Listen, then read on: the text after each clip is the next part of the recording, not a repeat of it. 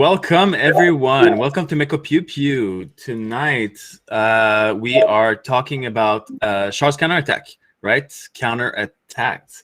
We have me, your host, Jonathan Morissette, aka Mecha Osaka, accompanied by my co-host, Ao Mecha. How are you, Ao Mecha? Ario, my friend. I think muted. Now it's an AO Mecha live show. Definitely muted. We're keeping the tradition on for sure. Thank you for that introduction. Yes, we're talking about Char's counterattack. Very excited to talk about this subject. Favorite show. One of our it's a class. It's a movie. Yeah. I just want to say hi to everybody that's joining in both on Twitch and on YouTube. Shout out to Lawrence who's joining us back. I think he started following us a couple episodes ago. We have Edsel and we have M Shake. We got Riot all the way from the West Coast joining us, and Neon Wave. Welcome guys to the show. Don't forget guys, this show has where's my caption thing here? If you have any questions throughout the show, don't forget to hit type in questions or question before your message, and we'll try to get that on air. Also, this show on YouTube, we have super chat available. So if you guys feel free to want to support the show, both in production and gear for future, donations are more than welcome, but totally not a priority, not mandatory. But we appreciate again your time, your support, and for you guys tuning in. So yeah, we have a whole bunch of awesome guests tonight, and John, why don't we share with who we have here? And absolutely, of course, Hayden just runs away. We have first welcome Nicholas. Nicholas, how are you? GBDC winner of technically the past 2-3 years, right? Since there hasn't been a undefeated GBDC, champion, right? Undefeated champion, and since 2 years in a row. 2 years in a row, nice, amazing. How have you been? I'm good. Thank you so much for having me back here. Oh, thank you for coming. Like you're the welcome guest here, right? What are you working on these days on GUNPLA and everything else? Well, right now. So many things.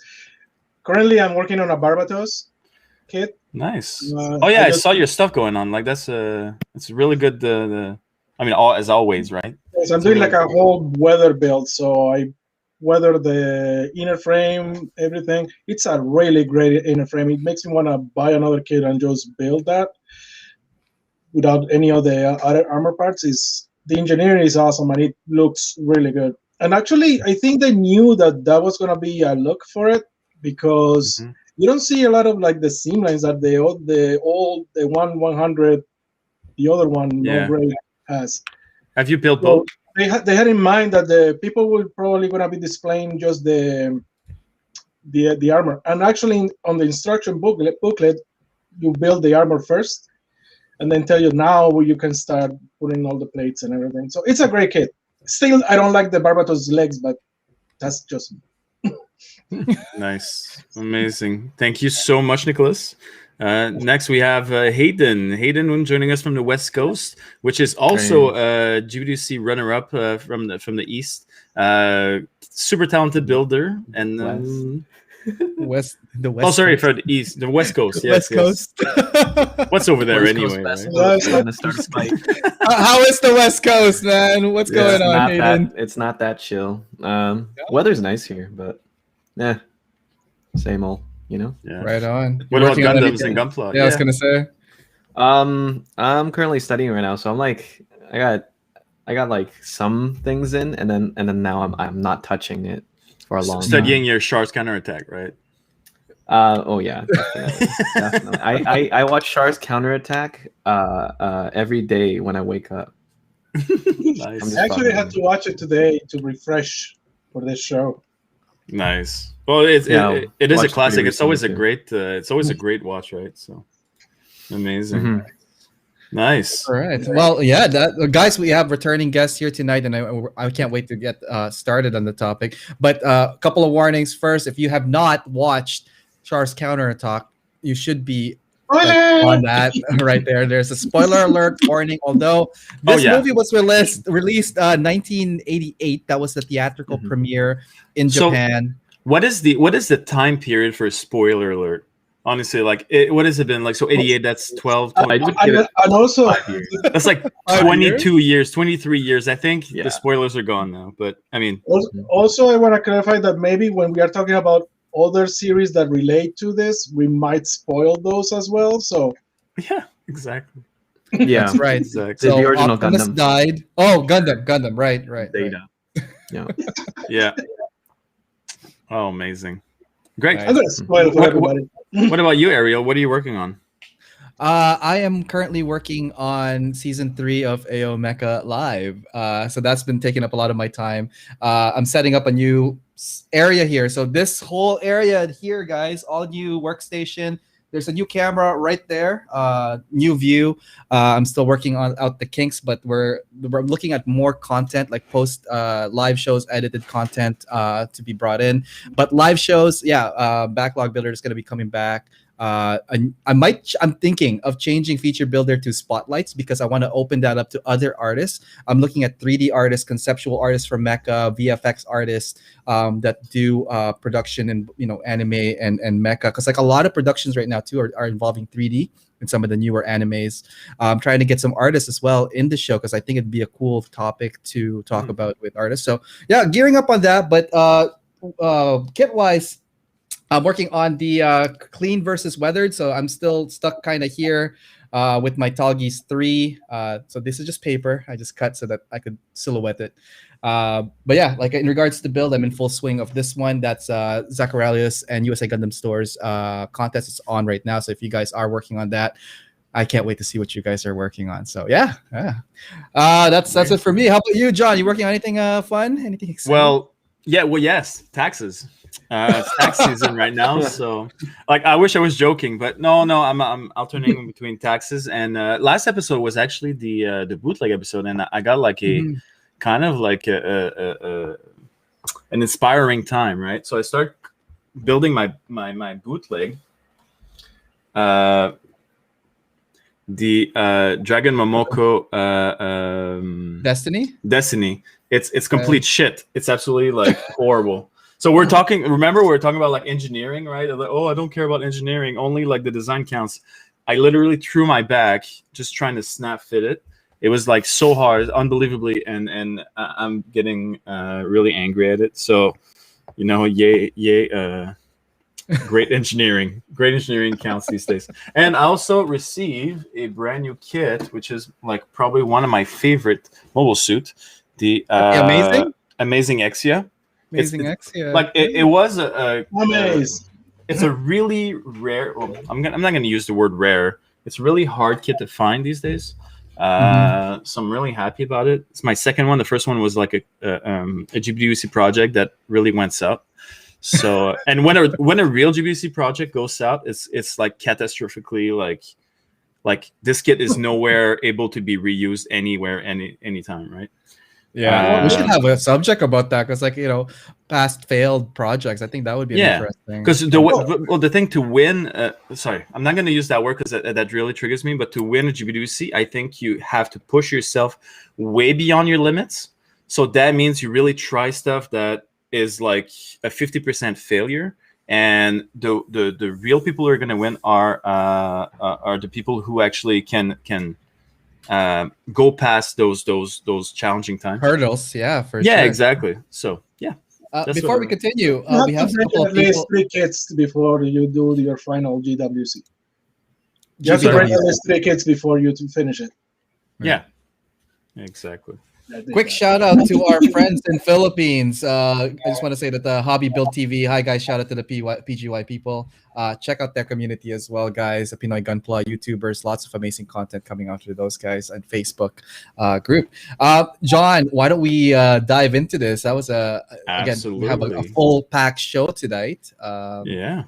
So we're talking about Char's counterattack, considered by many of the I'm not going to say the traditional Gundam fans, but like all the old school people tend to agree, not everyone, tend to agree that it is the best movie/series out there, right? And I think I'm really happy to talk about it because I truly believe so myself.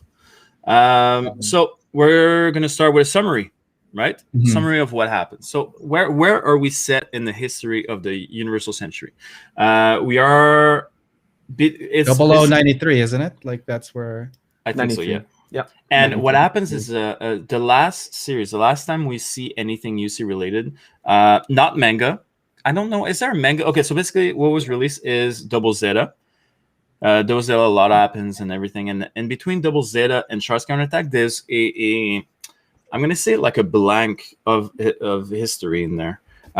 Maybe someone can correct me. I don't know where everything changes, but we are set with we're brought in the story with Char and Amuro fighting a fight. Basically, Char is now the leader of Axis. The leader of So he Axis finally takes up the mantle. yeah, right? but how it Mhm. happened, I'm not exactly Mhm. sure. Because in Zeta, we see him talking to Aman and seeing also the young the Zabi daughter. Jesus, I think part of it is just the fact that Minerva. like Minerva, we talked thank about you. it last time. Yes, in that's Zeta it. Gundam. It's like it's not it's something that just the viewers kind of have to speculate on how Exactly. it happened. Well, Right? Well, in the actual movie, they say that I think it's Amuro who says that he fought against the Titans and he got to see how the Federation actually is, and I guess that in the end changed his mind because Yeah. they actually say in the movie that he was with us, that Yeah. he fought against the corruption of the Federation or something. Yeah, exactly. And then when He saw the think that incompetence they're saying from about- like both sides, that right? he got to see how corrupt or everything is, and that's when he changed his mind. But that's it. That was it. Basically, Mhm. becoming the leader of Zeon was his destiny, right? You can say. How it He happened. says We're that not, he took the mantle of his father. Basically, he actually says that he had Exactly. the weight of the name of his father, and yeah, but he's not. He's not. Yeah, As you can see later in the show, he's not only like taking the mantle. He's also loved by the entire Zeon population, right? We can go on later on. It's a small scene that happens. Basically, we'll go on about it, right? How he's actually loved by his people. But and then we basically see him in we're gonna define a few characters first, right? Amuro Ray right now is currently working for Londo Bell. Basically how would you describe Londo Bell in Char's Counterattack? Special unit. Yeah, they're special unit from the Earth Federation kind of who's like basically higher tier soldiers Mhm. working under Federation. okay. So it's a special. So it's like a division. it's like a special division, yeah. That sounds familiar to Titans, but whatever. Well, they call them there's no power grab in Londo Bell. It's more Yeah, like exactly. a militia. in the movie they call them Titans. Yeah. So Tita Ans. so Amuro Ray is currently working on the Londo Bell. He was in house arrest, right? In Zeta Yeah. and everything. He was so something escaped. changed. He Managed escaped, to escape. but now he's still managed working to for the escape. government, so they probably know where he is and stuff. And Well, he Well, was there's working to also- fight against the Titans, and then afterwards he settled down, and Federation probably were like, "We'll give you a job." Right? yeah, exactly. Another thing that I read about that is like the Londo Bell is supposed to be like deep space mission because like their remnants have like gone further past the colonies just to hide and regroup or whatever. So they're patrolling the furthest part, and they're only supposed to be called in if there's something really like emergency wise within the sides. And sides are pretty close by. A lot of people like think that they're like freaking far away. They're actually relatively distantly reachable with the thrusters and the ships that they have, right? Exactly. So that's what happened. Basically, we have the crew, the Londo Bell. Yeah, we have Bright Noah. We have basically the crew of the ship from Londo Bell is the Ralal Kum. I never said it. I read it. How do you say it? I've read it. I never said it. What's Ral Kum? Something like that. And so basically what happens is that there is currently a war. We start in the middle of like a battle between Zeon and Londo Bell. Because basically we're trying to... Okay. So Amuro is fighting the Neo Zeon because they're trying to to drop Fifth Luna on Earth, which obviously is a bad thing, right? And Zeon has been known to dropping colonies and dropping shit all over Earth. And... like the first war, exactly. So we have a spare colony to throw. Exactly. So that's how we start, right? It's a battle going on, and they throw it into Tibet. Yeah. That's it. There's a lot of like back and forth in the screen because we want to see what's happening in space. We want to see what's happening on Earth. Now, this is what's happening in space, right? Unbeknown to the human population, we're brought back to Earth.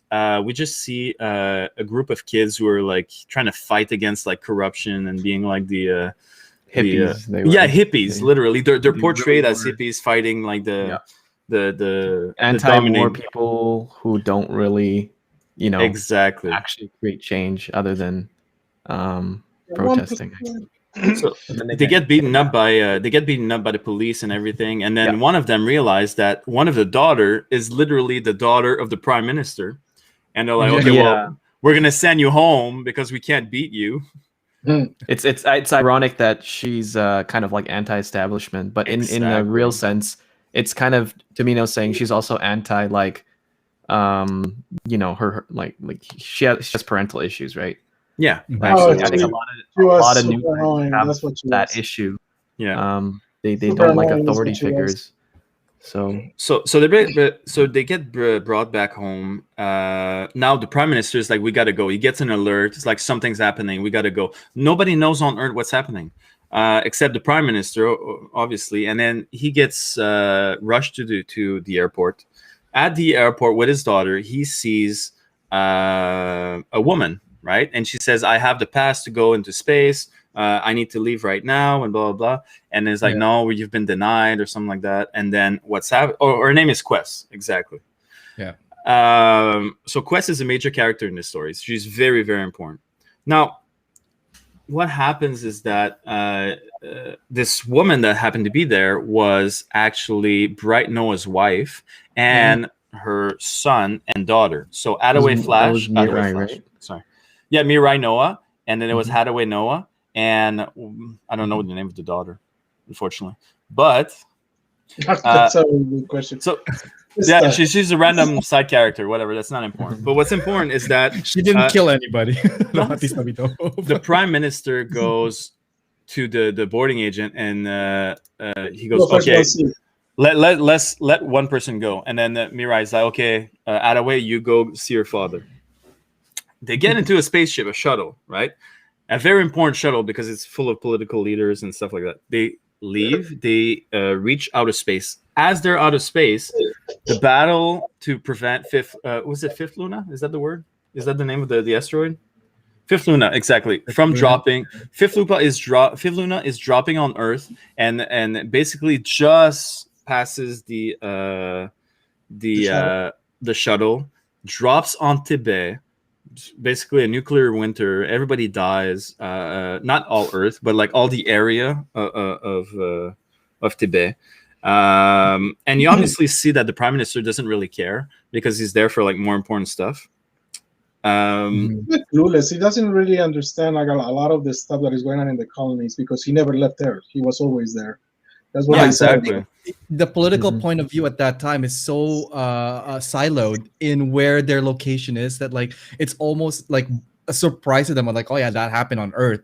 Whereas Earth is so from like I find that like every time you hear something from Earth, they know more about space than the space know about other colonies and Earth at the same time. Yeah, they exactly. Just, like, have this like notion of Earth is there and they're evil. That's the only thing really that like the whole Zeon principality and like Char's rise of like Neo Zeon mentality is like Earth needs to be destroyed. Like, but like why? Like what? Like it just wasn't solidified enough for me in Char's counterattack. No, it's because your soul. Because okay, the problem is why Earth needs to be destroyed because they love Earth so much that they don't want humans. Human has to stop destroying Earth.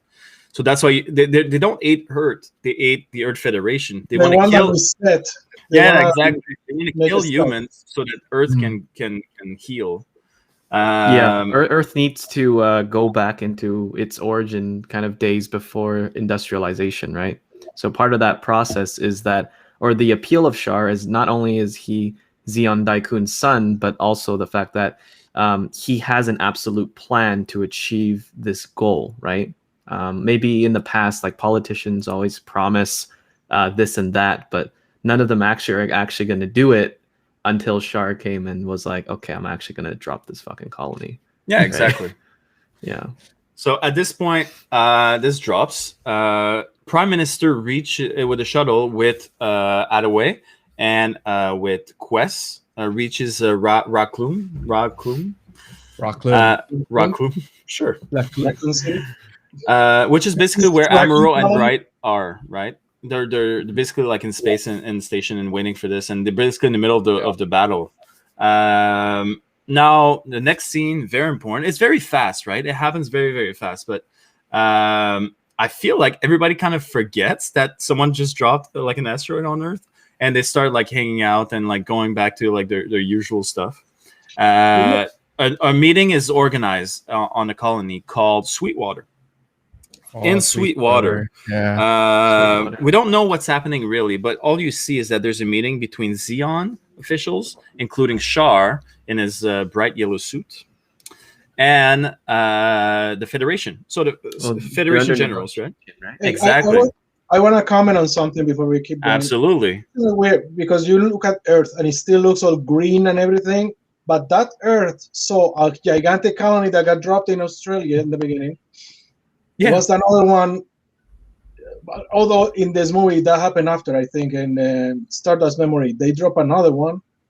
That one just dropped on Tibet. So there's like there has been like a huge over there. It's not even over. When was a blue sky? Hong Kong, when did something got dropped on Hong Kong at some point, right? I believe it was. It wasn't like. I don't remember.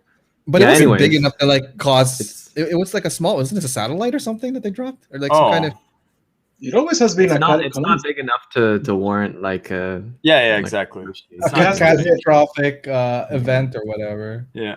So that Earth gotta be the most polluted place on like ever. Because it's nuclear winter, right? It doesn't need much to create a nuclear winter. Yeah. At this, so in a meeting, right? All you see is like the accountant who only sees that some gold is being exchanged and something's happening. They don't really know, and that after he investigates a little more, he's like, "Yeah, we basically sold access to."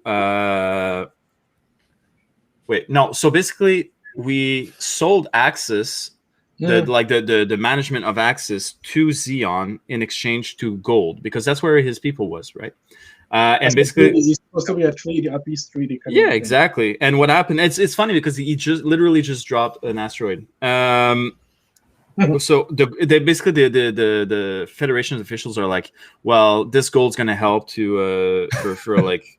It's a suitcase of gold, right? It's not like. Let's do this comment real quick. Lawrence here saying, in Zeon, colony drops are conversation starters.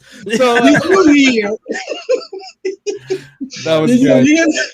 I like that. Hey, what do you think about drop last week? It was okay, but like the one we dropped in Australia, bro, you had to be there. Man, that has nothing on your CC colony that you got. But it's kind of funny. Well, in the meeting, they kind of like just bring a suitcase of gold that is supposed to feed Earth, and you like when you think about it, like that suitcase of gold is probably like what? Let's say like $50K, right? You're not going to feed like the entire Earth with that. Maybe it was a symbol or something to represent that he's actually shipping like thousands of like golden nuggets or whatever. But actually, Zeon was getting a lot of money too because they needed to pay all the people that was working in that asteroid, like mining them and all that stuff. That's what he says. Like we need the money to pay everybody who's getting unemployed in that asteroid. Yeah, and one of the other conditions is that Zeon disarms their fleet at Luna 2, which is it's fair enough, right? So meeting ends. Now one of the key moment that happens is that Char is kind of is he on a horse or does he get on the horse after? Oh no, wearing a yellow suit. Yeah, that's there was like a little ranch for them to kind of. So there was it was a leisure spot, right? Yeah. exactly. right? It was like I think it was like a luxury hotel. Yeah. Some kind of incentive for. And also, he's riding a horse, whatever. and his own words are, "Because I can do more than just piloting a Gundam." Yeah. Yeah, so that's him after he met with Amuro. That's Yeah, when Yeah. when he's on the horse, like, Exactly. So Yeah. Amuro and Quest are together because they're on the same ship, right? And Exactly. Amuro So is they basically were the being security transported. escort of Quest. Because at some point We Quest. Oh, go on. Sorry. Oh, sorry. Yeah, we are missing a lot of detail here. So first, Quest. Yeah, thank you. Yeah, I was gonna say. Quest meets Amuro, right? Yeah. Like, oh, you're the Amuro Ray, right? So she's kind of like smitten by Amuro. I was but at gonna the say same time, there was Amuro a has- crush moment there. Thanks for pointing that out because Very like, important. but Gundam crushes. later on I want to discuss because is it Mhm. infatuation or later on because like again spoiler or whatever it is like when they were talking that Quest had like a daddy syndrome. No. Yeah. to No. But it's Amuro. also I'm gonna go on the new type connection. New type connection. It's- you think? yeah.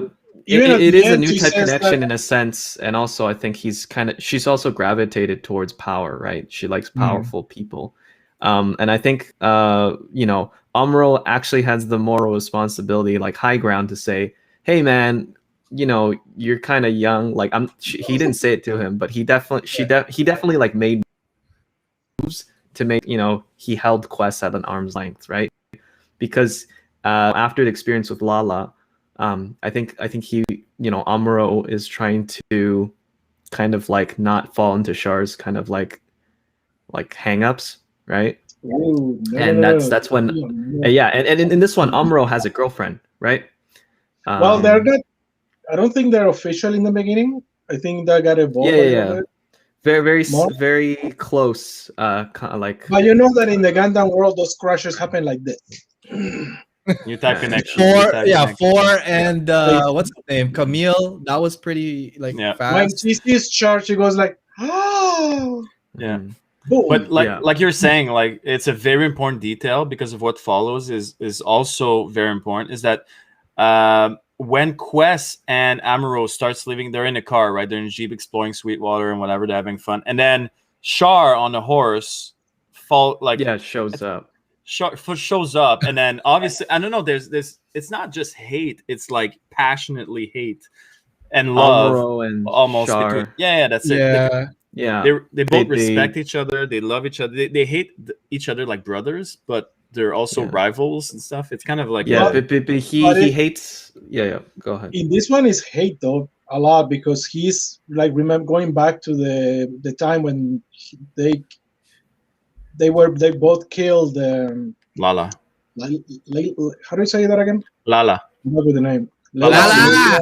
La. Lala soon. Lala. So because they remember that scene and he throws that in his face again at the end of the movie. So I think in this one it wasn't so much the rivalry between like who's better, is that he's actually that's it. angry at him for that. Absolutely.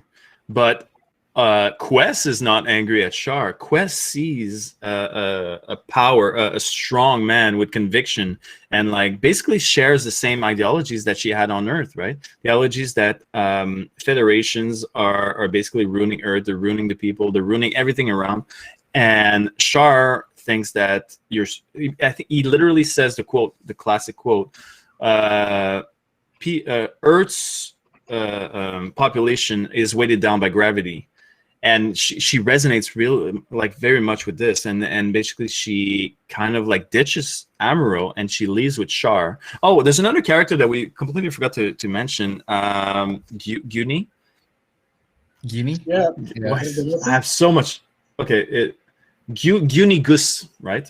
He's the pilot of a very good, basically mobile suit. Yeah, the Jack Doga.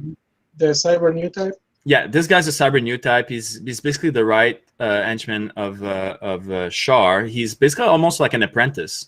He's a super strong new type, but he's not. He's a cyber new type. He's a cyber new type. Cyber new Yeah. type. Yeah. Exactly, and he has Yeah. how can I say that? He has like he doesn't trust himself as much, and Char kind of like help him like get better at like confidence, right? But is also, he has like a lot of like anger issues and everything, and later on you can see it with his interaction with Quest. Why So everybody falls in love with that girl? I found it so annoying. in real life or in the show? Oh, in the show, yeah. Well, that's the thing. That is a very big plot. Is that Char has a thing for little girls, and I think that is like Char loves lolis, and I think it stems from his love that for Lala, that basically just kept resonating, and he kept saying that the young girl that basically changed me and stuff like that. So he's trying to basically see Lala in other new types. Obviously, Yeah, it doesn't like it doesn't succeed because that's He's trying to mold I the think Lala out also of he people lost a that aren't lot of Lala. like women in his life, though, right? If you really think about Amuro's history, there's a lot of like women that he either briefly interacted with or already are like deeply, aside from Lala. I'm talking about everybody that spans from like Sayla all the way to Fabrao and the previous series, right? So I see why. As an adult, I see why Amuro's like, well, hold up, jailbait trap, chill out for a second. But we talked about it last episode, well, a few episodes ago, about Japan and like Yes, the old school, absolutely. Yeah. like Hayden, you probably know more and you're more articulate about the subject of Japanese people. Don't say I'm more articulate about lollies.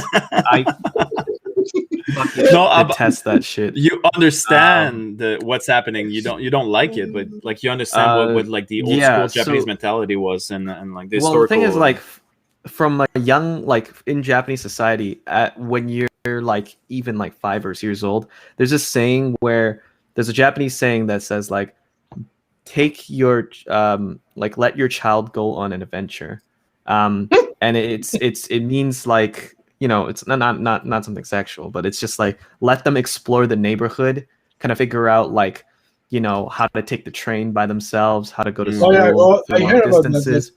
Take the Lots bus, of emphasis on independence, right, at a young age.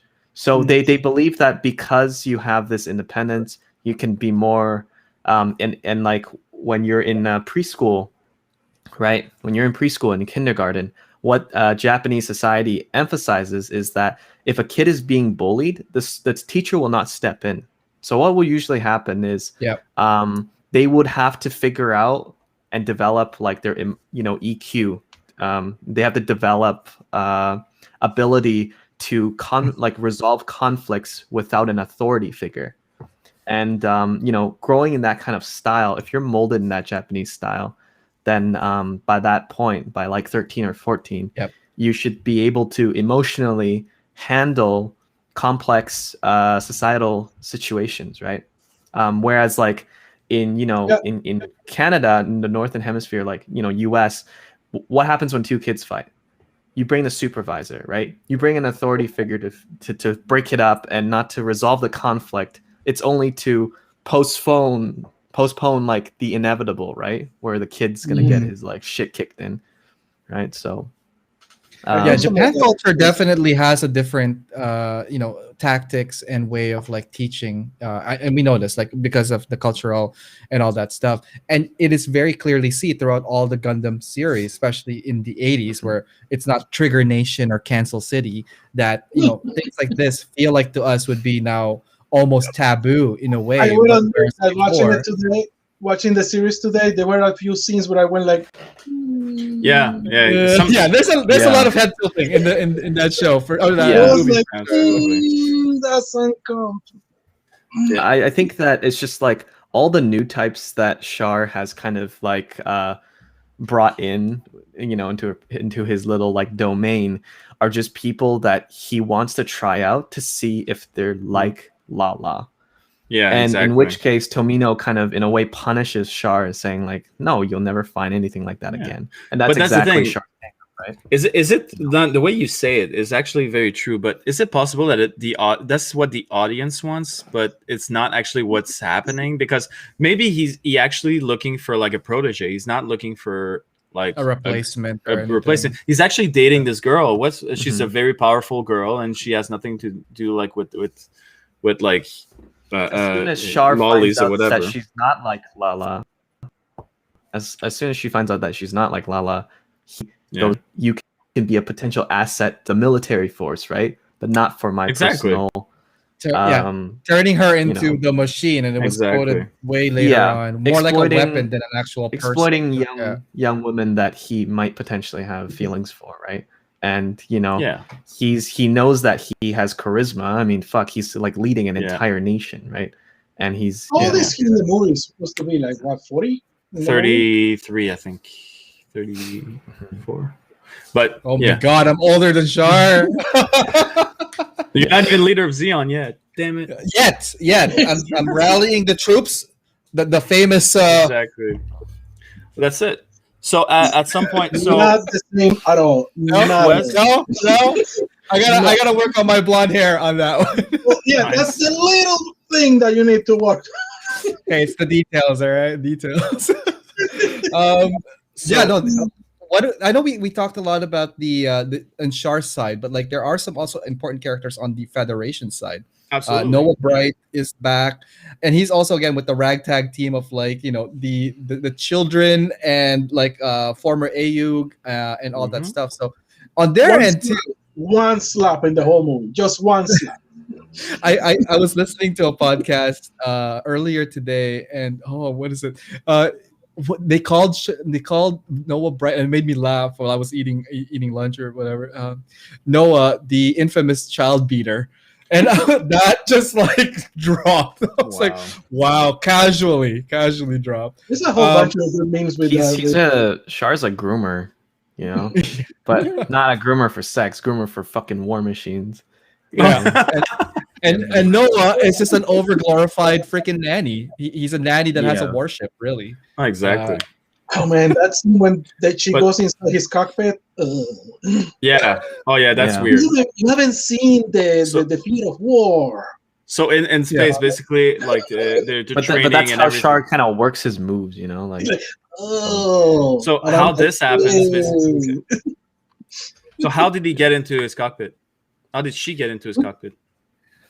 You're talking about the mobile suit, right? What was funny Just for about the it, record.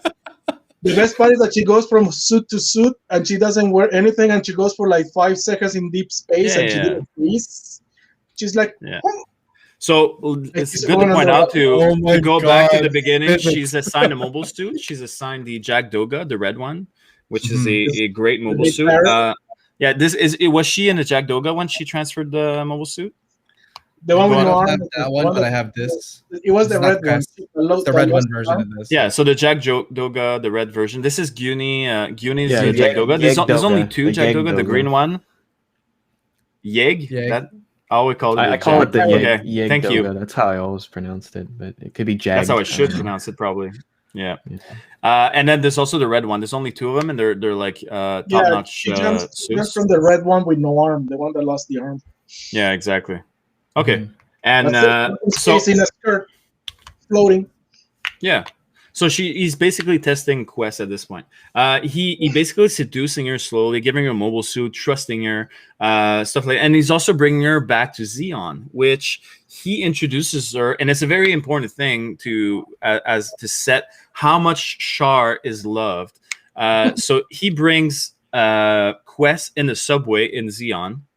Oh right, yeah, And they start singing an anthem to Char. It's like they're It's like great the anthem. leader. No. An anthem, yeah.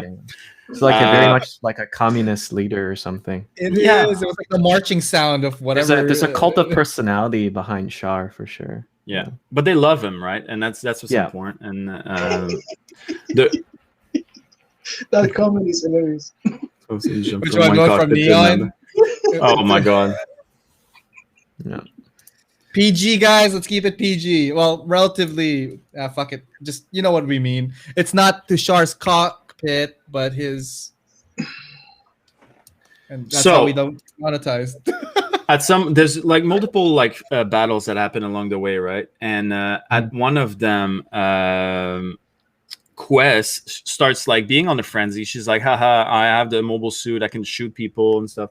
And she shoots down a ship. Not any random ship, the ship where her father is in. Yeah. I think it's unbeknownst to her, yeah. right? And she Something didn't else. feel anything. Well, she felt after she says, "Oh, I feel kind of weird." I thought she was gonna know that she actually killed her dad. In the movie, they never addresses that, so she never knows. I that she did. think it implies was that like her powers are there, but she just doesn't understand what that feeling is, which also goes in tandem with her inexperience with the new type phenomenon, right? Like I'm sure if Char like felt that same feeling, he would have been like, "Oh fuck, my family died," right? Yeah, I The just killed my quest- dad. Damn it. The quest doesn't know that, right? So in many ways, she's very like Yeah, there is not there a condition out there where people are they lack feelings. They have they lack the mental connection and the hormonal production of feelings. Literally, they don't feel anything, and there are like synthetic drugs that you can give to like basically help them get into more feelings, and when they start feeling, it's a rush, right? From 0 to 100. They don't understand what's happening. And maybe that's the same thing, right? They don't understand what a feeling is. They just feel sad at some point because they saw something when back then it was 0, nothing. And it's probably the same thing. She had 0 new type feelings, and now it's just another thing. And she's just like, I don't understand. Is that sadness? Is that regret? Is that so you don't feel the new type emotion, I guess? The same way when you don't understand it. Is born with the new type powers. Well, it's probably people in space, right? They probably grew up. But like on Earth, your soul is weighted down by gravity, literally. Like you can you be a new type while living in psychopathic and new type case? Well, like if you really want to understand the mechanics of new type, I think Tomino's trying to not really like explain it because that's not the point. Exactly. I think the idea that humanity who live on Earth cannot develop into new types are just a metaphor for boomers, right? Like old generation, new generation, right? Because There's like an age and Yeah. generational gap between what he. So this is what I mean by like this movie defines Tomino's ideology in life, right? Of humanity in general. Of humanity, about humanity, and he did it in Ideon, right? I'm not gonna spoil Ideon, but if you guys whoever watched Ideon in the chat, if you know what happens in the end, right? So there's a lot of focus on that whole idea where it's just this generational gap. War is just a setting in which you see the actions of these two types of generation, how they choose to deal with conflict, right? Yeah, I can see that. Yeah. Speaking of conflict, let's just talk about the main characters here real quick. Char and Amuro. I think there was a scene in there where they fought in the fields. This is when they first met again, and like it's kind of such a big contrast between what we saw on Zeta, where they had like casual drinks and all that. Like, hey, how's it going, man? Oh, there was a really nice shot in Char's counterattack. Yeah, with the hand, they see each other. They looked at each other like, you. Well, it's funny. I'm gonna put it up real quick because like I was actually doing some surfing too just to see if They I get some more. yeah. But this part here, like remember this, like where they like Earth can't live with they all brawled this, together. Yeah. They brawled like again on this. Yeah, and, this is the part where what Nico was saying, like he was like, at least I'm more than a pilot, you fucking jabron, right? I know how to ride a horse. And like he's saying he's making a yellow suit. Yeah, he's making like real political change while Amuro's still like kind of a soldier boy, right? Like he's disappointed in the fact that he's not contributing to society when he has this great power. You're supposed to be Luke Skywalker and do your own thing, not continue with the rebellion. Instead, you became like a fucking crew member who cleans my ship. Yeah, no, like that's that kind of thing. Well, it's something very important, right? And before Shao's counterattack, I want to know, like, there is a gap that needs to be filled. I really want to see it, and I'm very happy that there's a gap because it's opportunities for Sunrise to make more anime or more mangas or more anything, just to make sure that we can fill the gap between the canon. Because I believe that just like Origin is like an origin story of Char and how we develop into the beginning, and I want to see how Quattro becomes Char the leader, and I think it would be a great origin story. I personally don't agree with that because I think that Zeta has already spoken enough volume to explain why Char's like that already. Because like throughout all of Zeta, there was nothing but world building, but also a lot of death, a lot of misery. And I think that, you know, we talked about it in Zeta Gundam, where I believe personally, I think that Char kind of grew into this position because he was dissatisfied with the whole the everything, right? Like Axis was incompetent, fucking AU in some ways were also incompetent, and Earth Federation were definitely incompetent. So, you know, how do we balance this? Who can be that person? And, you know, Char maybe has decided I'm that person, right? But I don't. there's a lack of canon story, and it's all rely on assumption. And because he gives a speech at the end of Zeta Gundam. Char gives a speech, and he's not separatist. It's actually unity and all that, and the speech that he gives at the end. That's what I mean. What John is saying, like there's something there that made him totally turn around and go back to the ideal of Sion and. Yeah, it makes him angry again, right? You guys want to take a stab? Okay, so say you had a chance to write the gap. We're calling this the gap between double Zeta to Char's counterattack. What is your speculation that would trigger Char to go 180? Let's start with health. What do you think? Because like I know you agree that there's world building already in Zeta, but like if you were to take a stab, because this is a significant character change. We already saw him established character, great, you know, like role model leader, you know, poster guy in Zeta, and then the poster boy we see at Char is like, okay, Zig Zeon, you know, so. Yeah, I mean, that's really difficult because here's the issue with like writing these kind of things. When you explain everything, I feel like in media, in movies I consume, I really like speculation. I don't want clear, defined answers for, you know, the whole point of the new type phenomenon is so that I don't understand it. And I think in some ways Tomino is trying to say like you shouldn't even try to understand what like new types really are, what the essence is. It's just about like the given the information. But the worst part is like if I write something like, oh, this is why Char did this, right? Let's say he does like a monologue or something like that. That's super cringy. Yeah. Like if you have to explain to me, you know, like what you're like, you know, this isn't some like shoujo like inner monologue like spiel, right? Because if you try to explain that, you're telling me how you feel to an audience where, you know, like if you have like Char and then you have like Char talking to some guy at a bar and then he explains it, you know, like that's super stupid. Let me buy you a beer. Yeah, let me buy you a beer. Let me tell you why I'm gonna be the leader of Axis Zeon. Like I'm gonna be Neo Zeon. I'm gonna be like amazing, and fuck all those guys that I worked with. Like that's not really, you know, kind of productive, right? So I think that watching Zeta Gundam, and then, you know, maybe they can do like a compilation of scenes from Zeta Gundam that hints towards why Char became that way. Okay, see, that's cool. Yeah, that's not just just how Char becomes that way. I also want to know how where's Minerva? That's what I want to know. Minerva. Minerva yeah. Neon Wave is gonna hit you with that. It's Minerva, Minerva, not Minerva.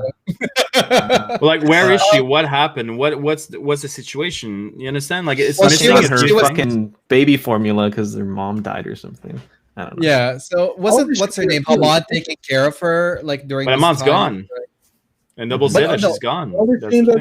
I Double Zeta, she's gone. But like I'm saying that like it's gonna be under Hamad's inner circle. That's gonna be probably raising. Okay, I want a Double Zeta 2 where we're gonna see Judo hang out with Char. It's called Triple Zeta. Triple Zeta. Oh no.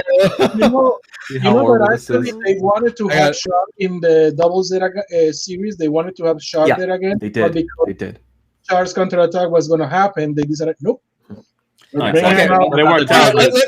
circle it back to Nico. If you were to write the gap between Zeta, Double Zeta, and all that to make Char, what would trigger him? What was your speculation that would trigger him? I think it's simple. It's just extending what he was seeing with the Federation. I think just corruption on the Federation and seeing that whatever they fought for in the end didn't come to be. the way I see the whole conflict that happened with Xeon versus the Federation is Xeon wanted power, wanted to independence and everything, but I never saw the inner circle of Xeon as corrupt. Mm, I just saw fights of power between them, like imperialism in a way, like conquerors. But every time you see the Federation, the first thing that comes to mind was corruption. Corruption there, government corruption, and basically what happens in developing countries with big ass authoritarian governments, kind of like that. So the way I see it, because I think the Federation wouldn't change. I mean, the Federation created these huge identities like the Titans and all that stuff. That's not just like little factions of people that create those things. It's a huge conglomerate of ideals. So I think in a way, Earth still was corrupt, kept being corrupt. Even in Char's counterattack, you can see that they're a little bit divided between sections. Like at the end, when all those come to help, they're like, where did they come from? What are they doing here? Right? that's true. Okay, so that's good. That's continuation. John, speculation. If you were, what would you want to see as a gap Okay. on that? I need to know what year is Double Zeta. I think it's UC 88, and Yeah. so Char's counterattack is UC. So Zeta is 86, I think. 80. I want to say earlier than that. It's just after the 1 year war, and it was like Exactly. So anyway, I want to know the gap between Zeta and Char's counterattack. So if it's 88, and then after that 87 for Zeta. 87, and then Char's counterattack is 93. 93, No, 96, yeah. 96 or 93. 93, 96 is because Unicorn, I think. Yep, 96 is Unicorn. Okay, so 93. So what I'm thinking is that there's about 5 years in between. Minerva Zabi was about 10 years old in Char's counterattack. Something happened. She's nowhere to be seen. I don't know. I want to have a transition of power. Something like, you see how Char is becoming like understanding of Minerva Zabi and basically bows down to her. Maybe there's going to be like, oh, well, I'm going to have to take over Minerva Zabi because basically it's my mentor, right? And it was basically half sure that he was taking over Xeon. And then when something happens to Minerva, and then boom, he's like, I'm 100% sure I have to take over Xeon because the people some Xeon people killed Minerva. And that was my old ideology. My new ideology has changed, and I need to take down those Xeon rebels from the inside and take over my country and rule it in the best way I can, or something like that. Right? In real world, I think when they created the Char counterattack, they weren't even thinking about that as a character. They just did that after in Unicorn. Minerva was meant to be just like a character in which, like, just because the bloodline is gone, Dalzo still heroically saved his family, right? Beyond politics and everything. He tried to. Well, yeah, exactly. What if actually Char needs to be the leader so he can protect Minerva until maybe you until can do Unicorn? like that. Sure. Maybe she should have been in Char's counterattack, to be honest. Like, she's a very important character. You say that in his speech he mentions Sazabi family sympathizers that protect them. Yeah. They don't go beyond that at all. Exactly. So all of this is a what if, right, guys? Like, keep in mind. But it's like, yeah. So to go back to the story, basically, one very important part of it is Amuro went to Von Braun to grab his brand new whip, like Mecha's gonna say. Daddy's new whip. He goes and steals Daddy's new whip. But it's actually the new Gundam, considered probably one of the best. I see one behind Mecha over there. I see one in Nicholas' screen right there. I think. And Hayden doesn't believe in the new Gundam control. No, I'm not a fan of Toki's rendition of New Gundam. His face mask is too white. His face mask is too white. New Gundam, again, coming out of nowhere. I think this is the first time we saw Amuro with the funnel system, whereas before, so it wasn't available to him. It's actually okay. Oh fuck, we totally forgot to mention about that. Moon Gundam. Okay, Oh, so but that's- precursor to we're doing Char's it right, so counterattack. that's what they added after. So we are doing it right. We're going like Star Wars with all the new episodes Yeah. that's supposed to be prequels. But okay, Yeah. so let's not talk about Moon Gundam because it happened after. And in the settings, basically, is that Before- Fine. In a way, Moon- technically, in a Moon, way, in the Moon technically, colony. technically, Yeah. Minerva doesn't mean anything either. Then, in that sense, right? Because it's like it's not it. Like if we're to talk strictly Char's counterattack, Yeah, technically, Hamon's deleted affair isn't even a thing. It's like whatever Tomino writes is whatever the issue and consensus that we have are. exactly. And yeah, If they didn't That's make Bible. It's pretty much Bible. So Yeah. to set up the story of Char's counterattack is in Double Zeta they visit a colony called the Moon Colony, and they have like very powerful new type, and they control material, they control elements and stuff, and they have what they call the The Psycho Jedi. Shard. I'm sorry, what? The what? No, I said that they're Jedi's over there. Yeah, kind of, yeah. So they have like the control of Psycho Shard, and this is where the T comes from, right? And that T, obviously, okay. So everybody knows that Anaheim Electronic sells weapons to both sides. Yeah, So that T was actually sent to by Xeon, I believe, was sent. Oh no, by Amuro. no, Basically, so Actually, Amuro had no. a DJ, the Amuro DJ, basically in the Moon Gundam. And that, long story short, they grabbed the Psycho Shard, they sent it to Anaheim Electronics, and they implemented the Psycho Shard in the new Gundam and in another mobile suit, which is actually the evolution from the Moon Gundam into the there's a Sazabi. transition. No, there's another in Oh, between. but- there's the one before that. Yeah. The purple looking one. the purple. Anyway, so basically it goes from Moon Gundam transition to the Sazabi. Yeah. So like Rio Tusa Axis says, Moon Gundam is Right, actually yeah. canon, except It's it's not actually a story that happened after. Like it actually was released maybe last year. So I think It's Yeah. really it's a I mean, prequel, but it was made up. Gundam canon's very complicated though. Like it's based on whatever you like, honestly. Like Vargwil. Thank you. who cares what's like? Oh, yeah, by the way- Vargwil. Yeah. Thanks, Ghost. Yeah. Thank you. Char is the one that sent the technology to Amuro. Yeah, he Like- leaked Yes, it purposely. that's it. I want to Yeah.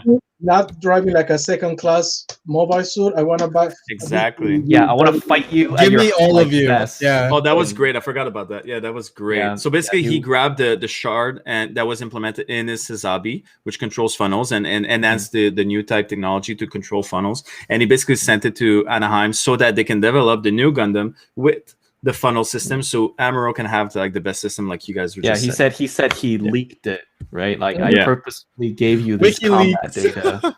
Yeah, But that's a very important part of the story. Yeah, yeah. Well, they mention it at the end when he's about to die. yeah. Shh. Oh, no, we're gonna get to the ending. I see the light at the end of the tunnel here. Why don't we fast forward towards all the shit out of this. Yeah. the battle? Obviously, this leads up to a nice climactic event. We have Axis already well in its way, protected by Char with his Neo Zeon. A lot of cool mobile suits along here too, because we have not just seen the Sazabi, we see the Yegdoga, we see The Pirate Gundam.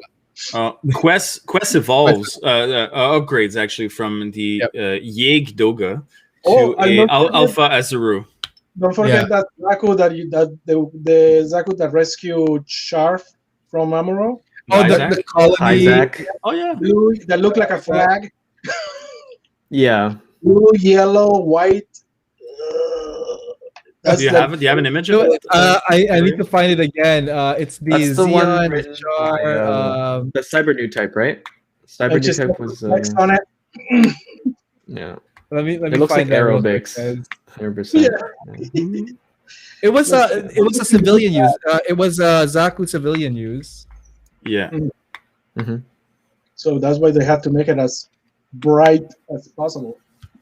Oh my god, I can't find it. And So- Derek also sent it to me, but I'll While, get to it. while you're I got looking, it. let's I got continue. it. I got it. Because I So thought when it's, you guys told me that yesterday was a joke, and then I saw it on the movie today, and I was like, "Oh, it does exist." Yeah. Yeah. Hobby has Oh, that. That's God. it. I see lots of if I was to enter this in GBWC, I think it would place. So I have a Hands question down, for you. because What it's is that ridiculous. shoulder? Is that shoulder part of a Hyzak, the normal No. Hyzak?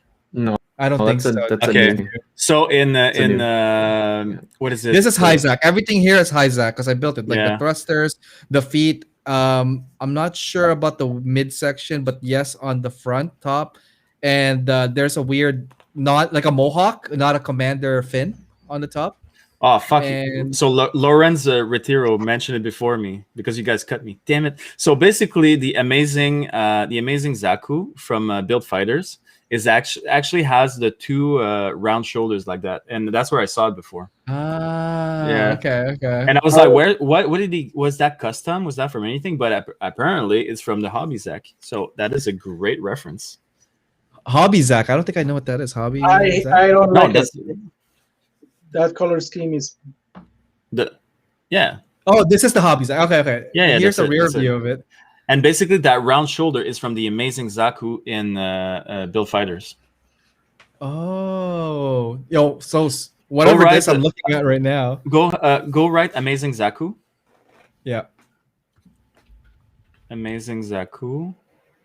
Is it Build Fighters? Build Fighters. Yeah, Build Fighters. So the shoulders, round shoulders. It's Which a is- stretch. I thought it was a stretch. custom, but I think it's taken from there. I think, right? It's a stretch though. Like I get the silhouette. It makes sense. Like This like, was designed way after the Hobby Hyzak. yeah. And this is Yeah. not really a Hyzak. This is a Zaku, right? This is a modified Zaku too. Supposed to. Yeah. It's not even high. That it's not high piece is mobility. pretty reminiscent of like late UC designs, though. The Hobby Mhm. Hyzak shoulder Like it, piece, Yeah. kind of like Gustav Karl. Well, not Gustav Karl, but there's like variations of Gustav Karl. Yeah, but it's more rounded like this. Or even yeah, what's like that check one MSV that has? stuff. Yeah. Yeah. Okay. No, thanks for that, Lawrence, and to the guys at the chat for this one. Thank you. All right. So back to the story, right? So what is happening is that the deal to sell the asteroid was actually to take control over it and activate the nuclear thrusters that are in Axis. Because basically you have to remember that Char spent a lot of time on Axis and he knows how it's working.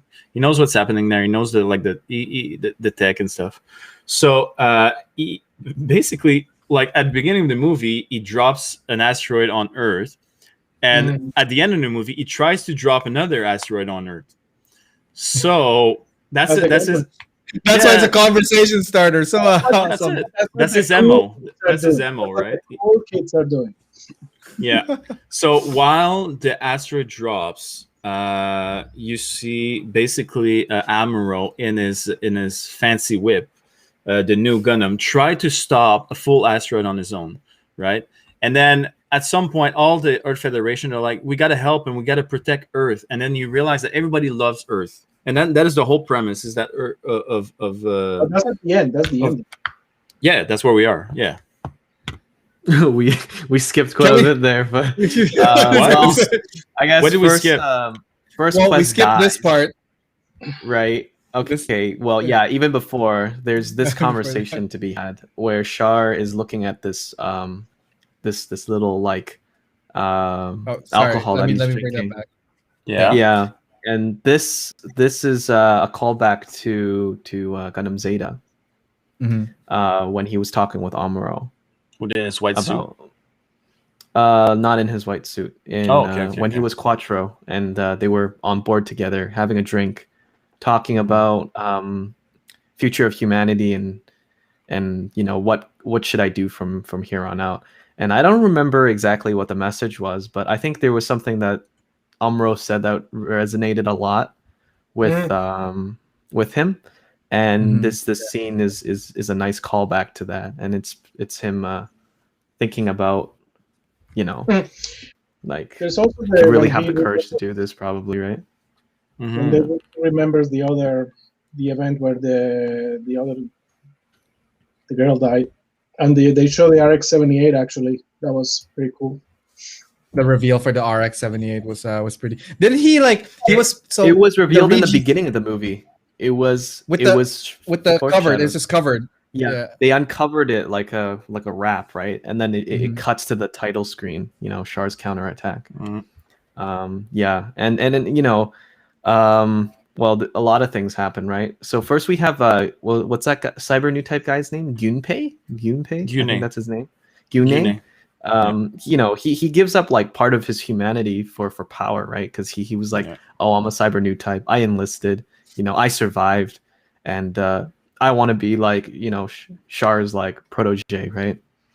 And he didn't really like Char was just no. First off, he's not blonde. All right, so that was already a mistake right there. And then he wanted to kidnap the new Gundam so he could beat Char and get the girl to love him. Yep, exactly. He even wanted to betray him just to get Quest, right? Because he thought that he had like a connection with Quest. Yeah. Pathetic. What a loser. Anyways, anyways, nice. And then look better. There was also Hathaway, right? Like Hathaway. I guess right now he didn't play a big part. Like in the movie, he didn't play a big part, but now I guess it's kind of relevant because of that new Hathaway's Flash coming out, right? And Hathaway's. Yo, can we just like before we get to any freaking spoilers, Noah Bright with the stash, freaking classic. I like that on.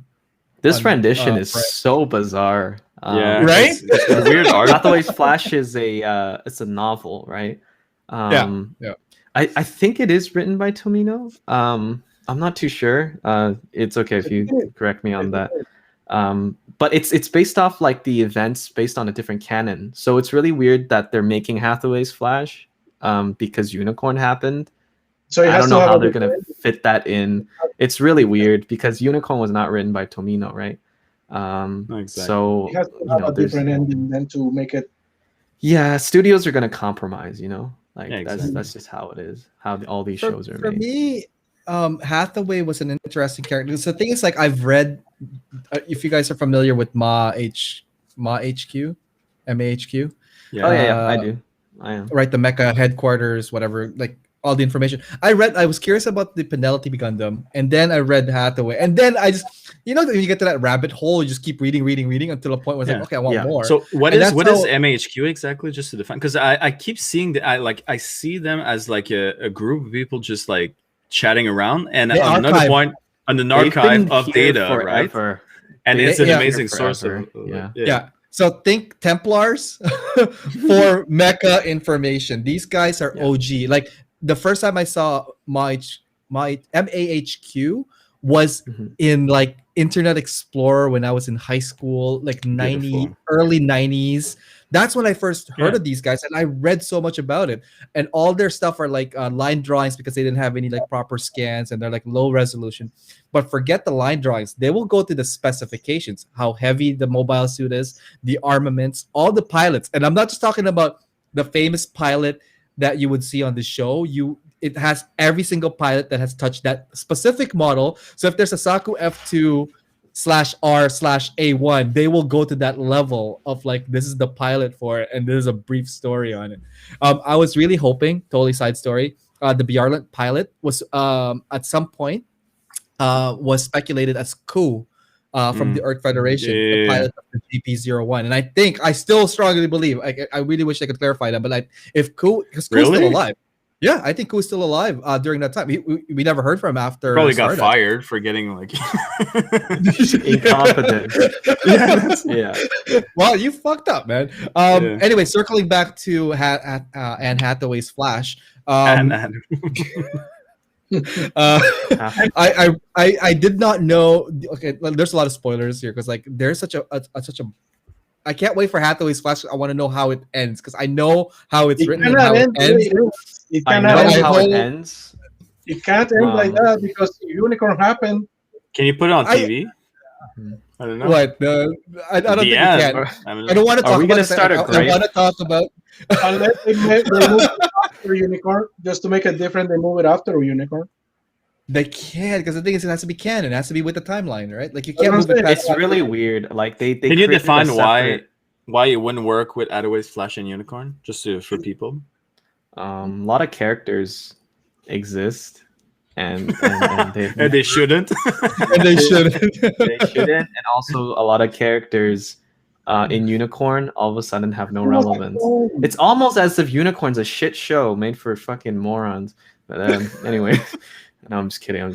But like Unicorn, But it's a gold just has mine. That's what's. I like It has Unicorn. I a have lot of- seen it like 3 times already. I've seen it like almost like 7 times. almost. Yeah. I couldn't slog. There were some episodes where I couldn't slog through because I don't like Benager. He's Yeah, I know. This is what I do because I have seen it so many times. It's to the point that you're watching it and you know when to fast forward. Yeah. Yeah. Unicorn was kind of like a, you know what it was? It's kind of like episode 7 of Star Wars. Like you have a lot of like, oh, these are cool scenes, right? But then like, But there's where a lot can it of really blah. lead to? It can kind of like, it doesn't go much of anywhere. And so here's the thing about Char's counterattack. I think that Char's counterattack is the perfect ending to UC. I think after the movie's done, the implications, the speculation, those are what's meaningful for the discussion. And then Unicorn kind of just comes over, it comes over here into this new thing, Yeah. and then it's trying to explain what Char's counterattack basically is. It's so on the Unicorn is so on the nose that in the very last episode, his dad has to carry his like baby. Sorry, spoilers. His dad has to carry like a baby version of Benager and go like, "This is the future of humanity." And then they like look to the stars, like, "Fuck!" Like Tomino did that. Tomino did that already with the T. This actually adds to your.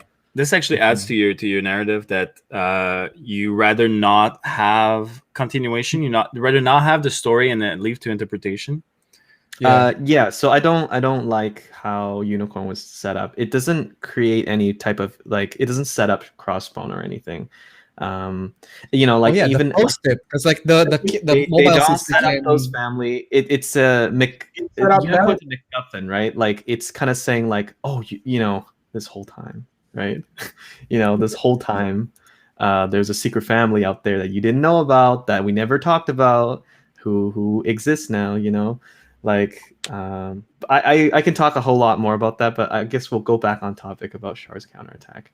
Sure, for sure.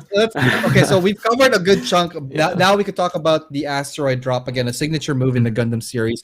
Every time somebody thinks Gundam, it's like colony drop, like off the bat. It's one of the first things that they would associate with, because like those are the most powerful images that you see. And again, it's a throwback to World War when they the US dropped a bomb, and that's a very shocking thing. That is like the most parallel thing you could compare to real life situations. Exactly. Now, Axis being swung to Earth again by Char, right? I don't understand the concept of dropping Axis specifically. He has a lot of like, it is the biggest object he has in hand, but it is also like a mining facility, like full of resources that could be great for Xeon for army making. They have they have a freaking asteroid to themselves. Like, why don't you turn that jet around, go somewhere else, and live on Mars or something? Because different from what the Sasabis did, is that he cannot be seen throwing a colony since he's supposed to be fighting for them. So how? For sure. He has nothing else. It's a contradiction. If you look at what the Sasabis did by throwing a colony, they actually said like, "Oh, we throw the colony, it was empty," but no, they kill everybody inside. Yeah, and then exactly. You can't throw something that is inhabited, right? I guess that. Well, not anymore. I mean, because he needs to be loved, right? Here, I have a colony. Oh man! But that's the thing. Maybe like it would have been like I mean, I know what his plan is, but like it should have been like. He could have used that as a resource gathering location, but whatever. So what happens is that he activates the boosters. Everybody's trying to prevent to activate the thrusters first, but they succeed. Now Amuro alone goes and tries to stop the drop of this asteroid. Now all the Federation. Yeah, go on. Sorry, I just remembered. He's technically not alone when he went at it. Go on. Oh no, he had a What do you mean? basketball. Yeah, the basketball. yeah. He fucking So, yeah. jammed that thing. So there was Yeah. a fight between Char and Amuro, and at some point, exchange of fire.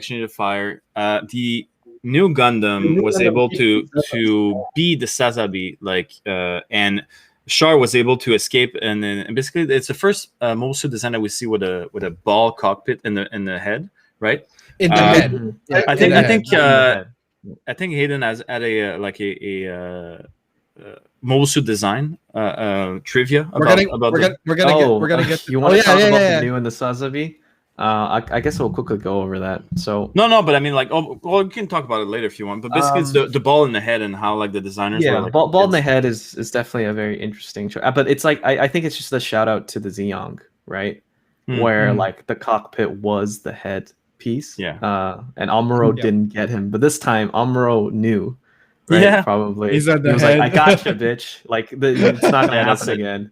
Basically, know, that like, you fool me Sazabi once. exploded. And, exactly. Yeah, and he kind of jams it, and I feel like the entire movie is set up so that Amuro can jam that fucking thing into the asteroid, and then they would Yeah. have a conversation. The And that cockpit conversation right in there. is the message of the film, right? It's a very good, very We great got a conclusion. new type at the end, apparently. Yeah, it's yeah. I mean, I'll go into the topic about the Yeah, ending for sure. a little bit. Good. But yeah, new Gundam and Sazabi, the designs were all made, like all the Shards Counter stuff was made by Izubuchi, right? So Izubuchi's really good, obviously. But before that, I think we talked about in the last episode, Nagano was working on Char's counterattack, right? Until he randomly just got fired again. So it's kind of disheartening. But recently, I think like this year, or I think like late last year, some guy on Twitter posted what Nagano's designs for New Gundam and Sazabi were. And then it immediately got taken down. Immediately got taken down. Watching right now, we actually have those images. Yeah. I managed So, to get the images. Yeah, thank you for Hayden for sharing them. We don't know if we're gonna be having another Mecha Pew Pew episode because Bandai might be up our ass. I don't think Bandai's gonna breathe down your neck to remove. Yeah, we're the nobody. properties.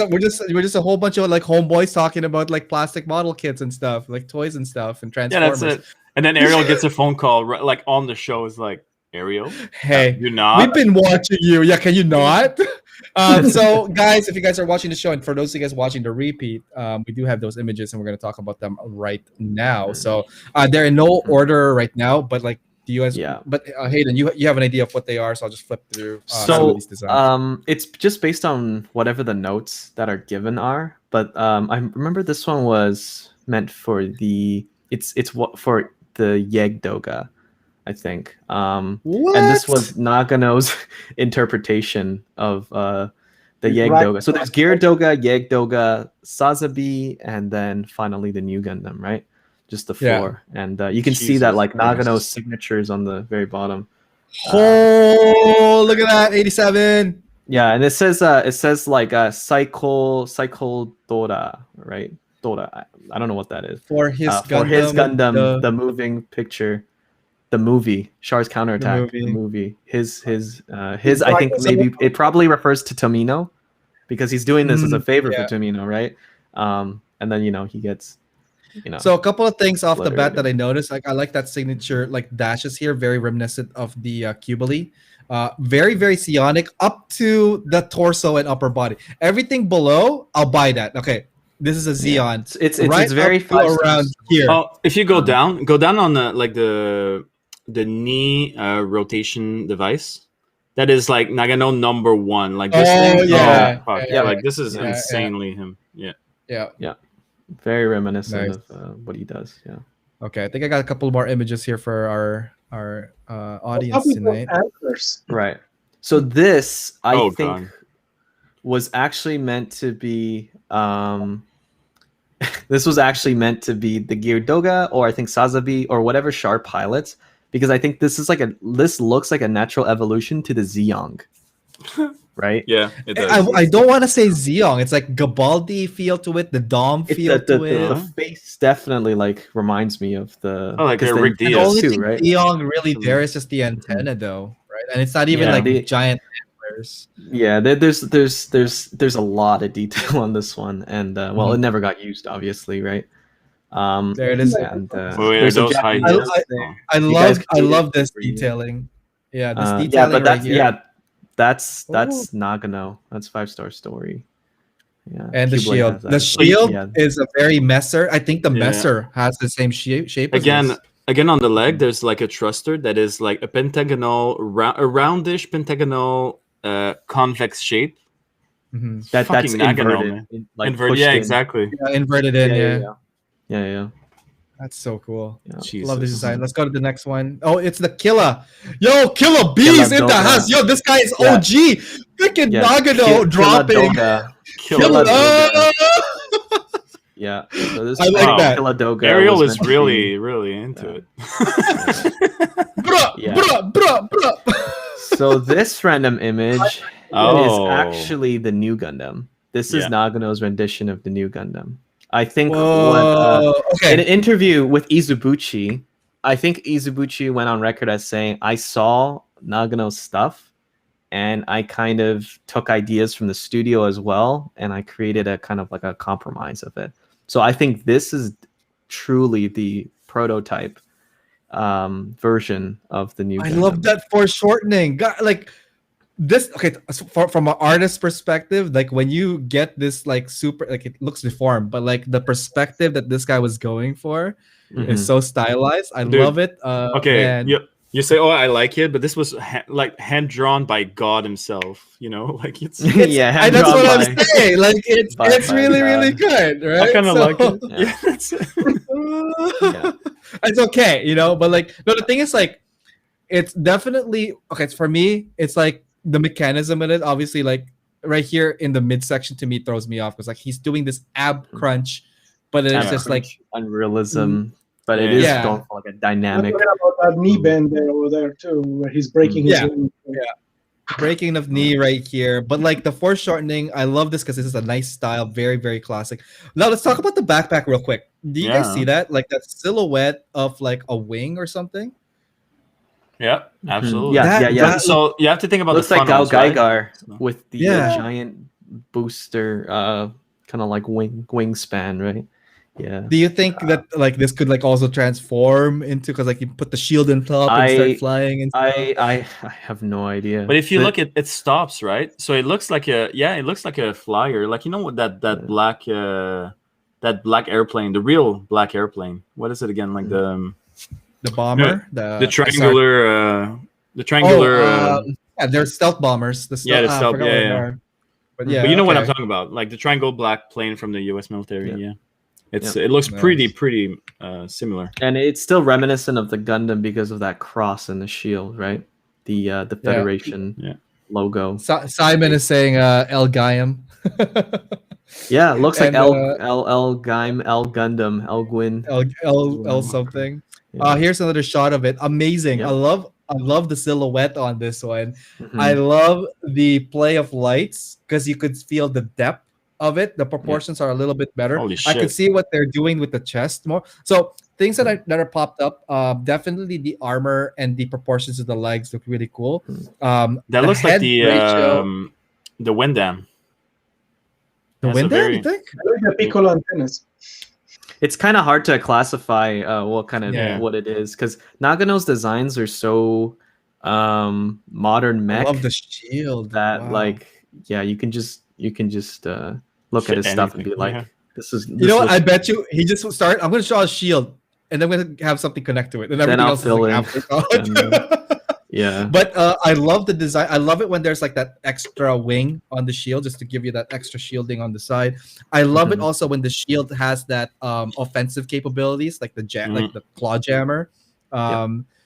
The design of the head is definitely not Gundam in esque, like if you're looking at past design iteration. But from what I could say, this Gundam, the Mark II, is very reminiscent at the back there with the twin beam saber as well as the RX-78.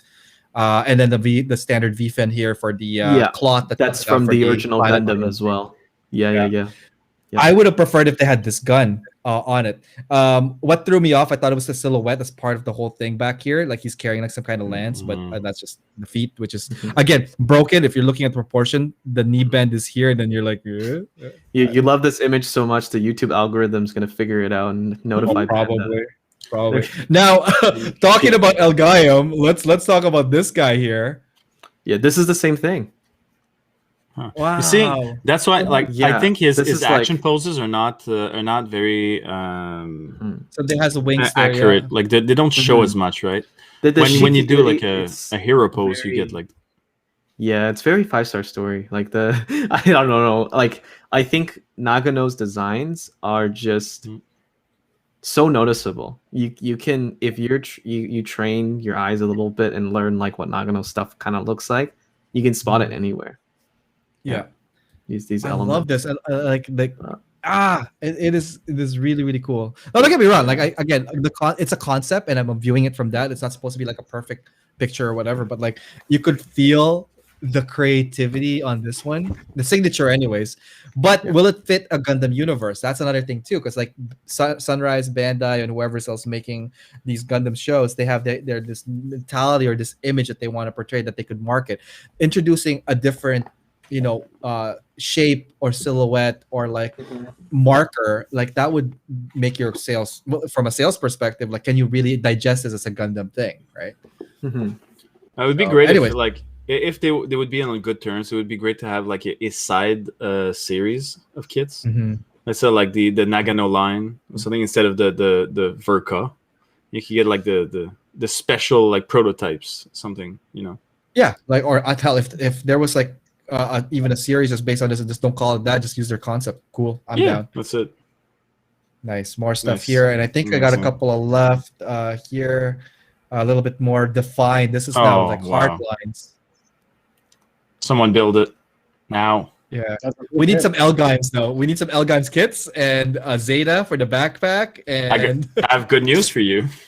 are they coming in? Yeah, Yeah. Can you save one for me? The white one. RX. So there's a marker here. RXHS. What do you think that means? Host. We'll and never sissy. know. Or maybe we fell into like some secret. Yeah, you have to hunt down RXHS. His His Gundam. gun. His Gundam. Woo! Oh, I have way too much fun with this one. Sorry, guys. All right, and that's it. That's it. I don't think I have anything else left on that one. So cool. Well, hopefully, guys, if you guys are watching, caught that. If you guys are watching the repeat of this show, wow, hopefully that inspired you guys to create something unique, because Nagano's design is just off the hook. He is. This is the hook, and he's off the hook. He's off the hook. Do that again. Nice. No. Let's talk about mobile suits, John. Where are we at? Absolutely. So in terms of mechanics, we saw all the prototypes of the kits that are coming, but let's define like the biggest suit that came out of the actual series, right? So on the side of the EFSF, we have the GM3. Do we have images for that? I don't have the GM3, but I could pull it up. Just give me 1 second, guys. Sure, I got just go. the big hitters first, and then I just kind of had to circle back for that. Yeah, for sure. GM3. So we have So which one do you have? You have the Regizy? We'll just play it by ear here, guys. Let's do a quick search. Here is the GM3. Yeah. So if you look at the head, that head is like very special, right? From all the other GM, it's like much bigger visor. I think that's something to like. I like it. I don't know. It reminds me of like okay, it's really weird, but contemporary snowboard goggles have been like massive these days. Like it's a huge thing, and I think that's a style that they've been going on in the GM that really makes me happy. Yes, that's all I have to say about that kid. I love the big visor. Yeah. The other one that I got, hang on. Sorry. What do you have on your list? And I'll just search them while we go. Sure, absolutely. Regizy. How do you guys say that? Regizy. Regizy, bro. No, Regizy. Because I think I think who was it? Derek was saying like the Regazi. I'm not even sure what the actual name is. No, whoever's naming this is like OG gangster right now, man. Like, yeah, that's freaking... it must come from something, right? Regazi. Hey, how do you call how do you personally call the Regi? I don't even know. Reges. Call it the Regazi. Isn't it the one that Amuro was piloting in the beginning? Yeah, that is the first mobile suit that Amuro was piloting, and before he gets his brand new whip. Yeah. After that, we have the top of the line of mobile suits, the Jegan, right? Oh, that's a lot of those. Yeah, the Jegan actually like triggered a lot of variations, right? It's you get the Stark Jegan, you get Stark Jegan prototype, you get like the Jegan D, you get like so many things. But there's an MG now, this, right? Yeah, it just got released last year, I believe. I think it was last year. Yeah. But there's a lot of weird, not weird, very interesting parts of it, right? If you scroll up on the chest, the round parts is very weird in terms of design. Like it's a very square suit and everything, and then you get those round things. The vents are very different. The corner vents. It's not even like pronounced. It's so hidden. Like exactly. It's a very unique design and very, very important design. The open armor, right? Every mobile suit before that, most mobile suit before that had a skirt, right? A protective skirt. Now the entire mechanism is exposed, leaving a huge vulnerability. Yeah, that's why you get an armor there, right? To protect yourself. But like, obviously, legs are not important. But this guy's packing, man. Yeah, that's it. So yeah, honestly, it's probably one of my favorite works though. Yeah, absolutely. It does. Kind of works. Something I noticed though, that which probably is now more common with the Jesta. This guy here. Yeah. The side skirt ammo pack rocket thingies, but the thing is they're asymmetrical. You have these guys here as a handheld, but your saber is actually hilted on the opposite think that's side. Great. And talking about the skirt, one thing that's very important is that I think it's a mobility issue. Like that's why, like I think the Jegan has been considered one of the most mobile mobile suit out there. Is because lack of like protection, I guess. Explode too much. Oh, go on. I'm gonna pull something up. I'm gonna compare it to that. They destroyed like 30 of those. Yeah, that's it. So the ball is considered a spherical coffin, but I think the Jegan is calling like the death trap or something like that. Like if you leave in a Jegan, you're never coming back. That's what they say. Sure. And after that, in terms of design, what we have left actually, is just before we get to that, I just want to. Something that really caught my eye too, when we were talking about that, was Full Metal. Totally not related, but like the design for the Full Metal panic kits, not kits, the mobile suits. They don't have skirts. The Albertask is just straight on. Like I'm trying to find the. Skirts are completely useless. It's a design feature, but it's mobility restrictive. Like, right there. If the skirt armor is attached to the the tie itself, you get so much more reach with this than the skirt flapping, all over the place. Because imagine when you go up, like the amount of motor that needs to go, and if you are just only protecting the tie connection with the the socket connection between the leg and the body, like armor up the tie itself. I don't think you really need the skirt. It just becomes an aesthetic thing. This one here, my only concern on this one is again, like, is that enough armor? They could totally have beefed. Yeah, but then what was the worst? He's not going to be able to walk in space, or do a high kick. Maybe. Yeah, that's as well. Yeah, that's true. Yeah, sure. I guess. I like it. It's a. Let's talk about the head real quick here. Again, very mean face. I love the head design. I think this one is really cool. I love the addition of the headphones again. On that, this guy has antenna. From the Mark II, huh? From the Mark II. a little OG, and then the red chinny chin chin right there. So overall, the design is cool. Proportion might not be for me. That's the only thing on this one. Yeah, but you're looking at the animated design, right? And the master grade is very different, more boxy. So That's true. yeah, it's All right, what else we got there, John? And then for the FSF, the big suit, we have the new Gundam. We've seen it a lot, but that is... This is probably my favorite iteration of it. Metal build, freaking whip. This is Daddy's whip right here. And honestly, it's considered, well, maybe not to Eden, but it's considered the best the best mobile suit out there. It's proportionally perfect, right? It's the... Oh, no, okay, sorry. So Katoki... Katoki has released a kit that we call it the monkey face, because it has a long elongated face that it just doesn't look good. All the if there's any modification to a kit you can do is reducing the I'm sorry, what? If you share my screen there, you can see that the close up to the face there. There we go. So that does have a monkey face. Yeah, it's the Katoki design, right? Both the new and the... I think the build quality is amazing, though. Yeah. Engineering wise, it's insane. There's so many pieces, so many like different parts. Proportion wise, it's a little different, and all resin conversion, all the modification you can do.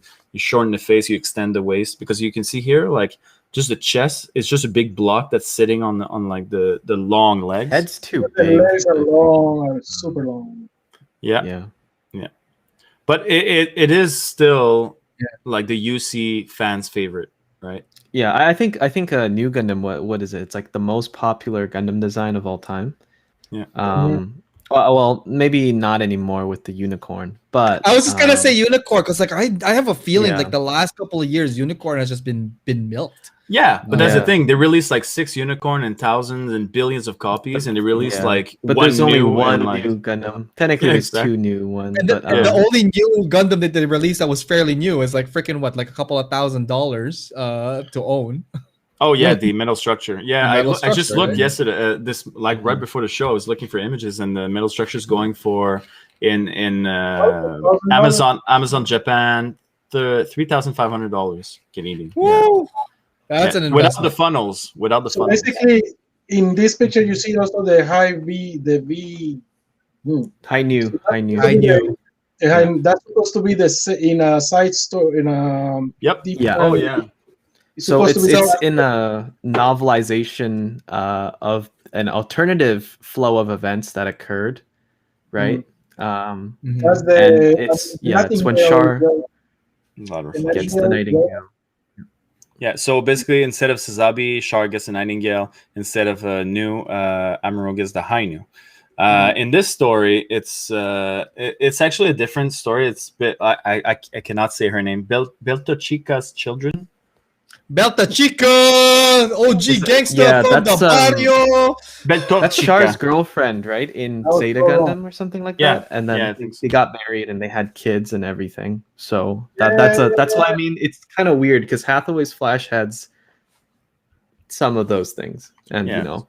But is the novelization a canon versus Char's counterattack? Novelization. I mean, like. The events are completely different, right? Yeah, that's it. In the novel, like 100%, just really different. Like I think after the movie that is related to the actual movie, right? Like, that version first, then they did the movie, then they did a novelization of the movie.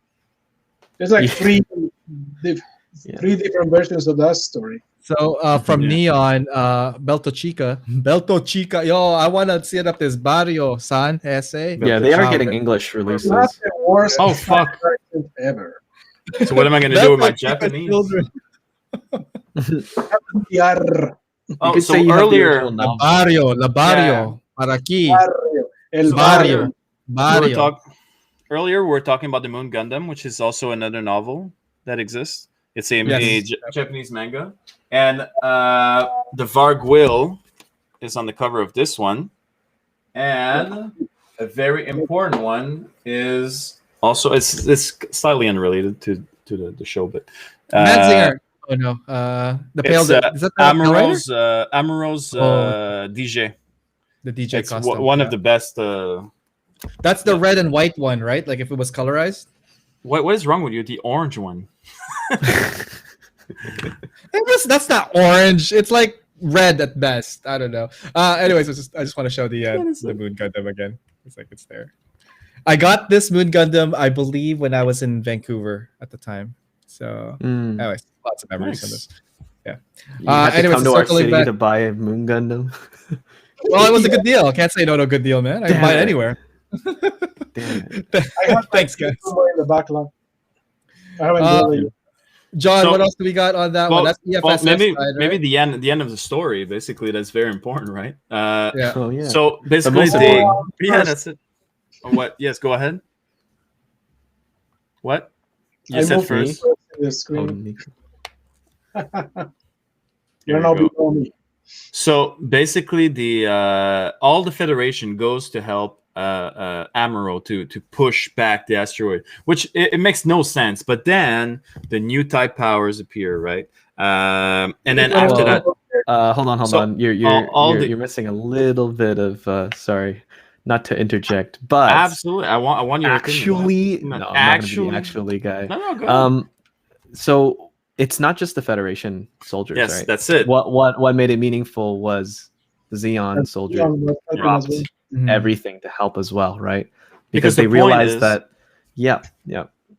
Go on. the whole idea is the fact that like beyond all power, beyond all politics, beyond your job occupation, when you see some crazy shit like this go down, and you see like just one go mobile to suit this guy. just trying to help, you would want to do your part, right? You would want to just drop everything and prevent this horrible disasters from going, because they're soldiers, they're not it's just something that's surreal, right? That you gotta just help out. So Yeah. it's very interesting to see that. Yeah. So that got yes, triggered because Amuro Ray's girlfriend got shot, right? And the Oh, little she sister popped did. away. Yeah. I found the image where we were talking about the ball. So this one is an artist rendition of freaking the ball getting like that's where Char is, inside that little circle from the Sazabi. Yeah. And Yeah. Amuro's like, yeah, nah, you're coming with me for a ride. So at the background of this, I just want to touch base. You have your Jagans back there alongside alongside with the Gyaradogas on the opposite side here. So it was a combination of like everybody's fighting. They just stop what they're doing. Even the guys in Londo Bell is like, oh, what's going on? It looks like every EFSF and everybody on the sector is just converging on this asteroid. And then mid-fight, so there's like Gyaradogas, there's the GN3s, they're duking it out. The GNs are like, all right, we're good. They stop. The Gyaradogas are like, well, what's going on? I thought we're playing ball. They start going, and then the three of them, they're going like, well, okay, I guess we're going now too. And then everybody... No, but that's because Amuro starts saying like you leave.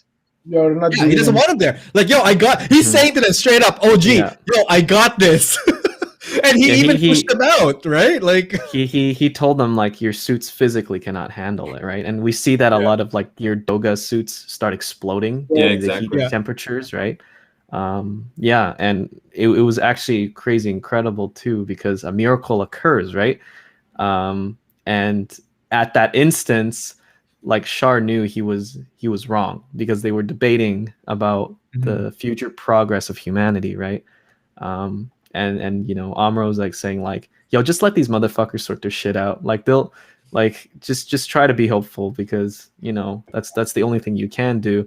And Char's like, no, I don't think so, right? So these two competing ideologies, eventually this miracle does occur, and then finally, we don't get to see what Char's response is, right?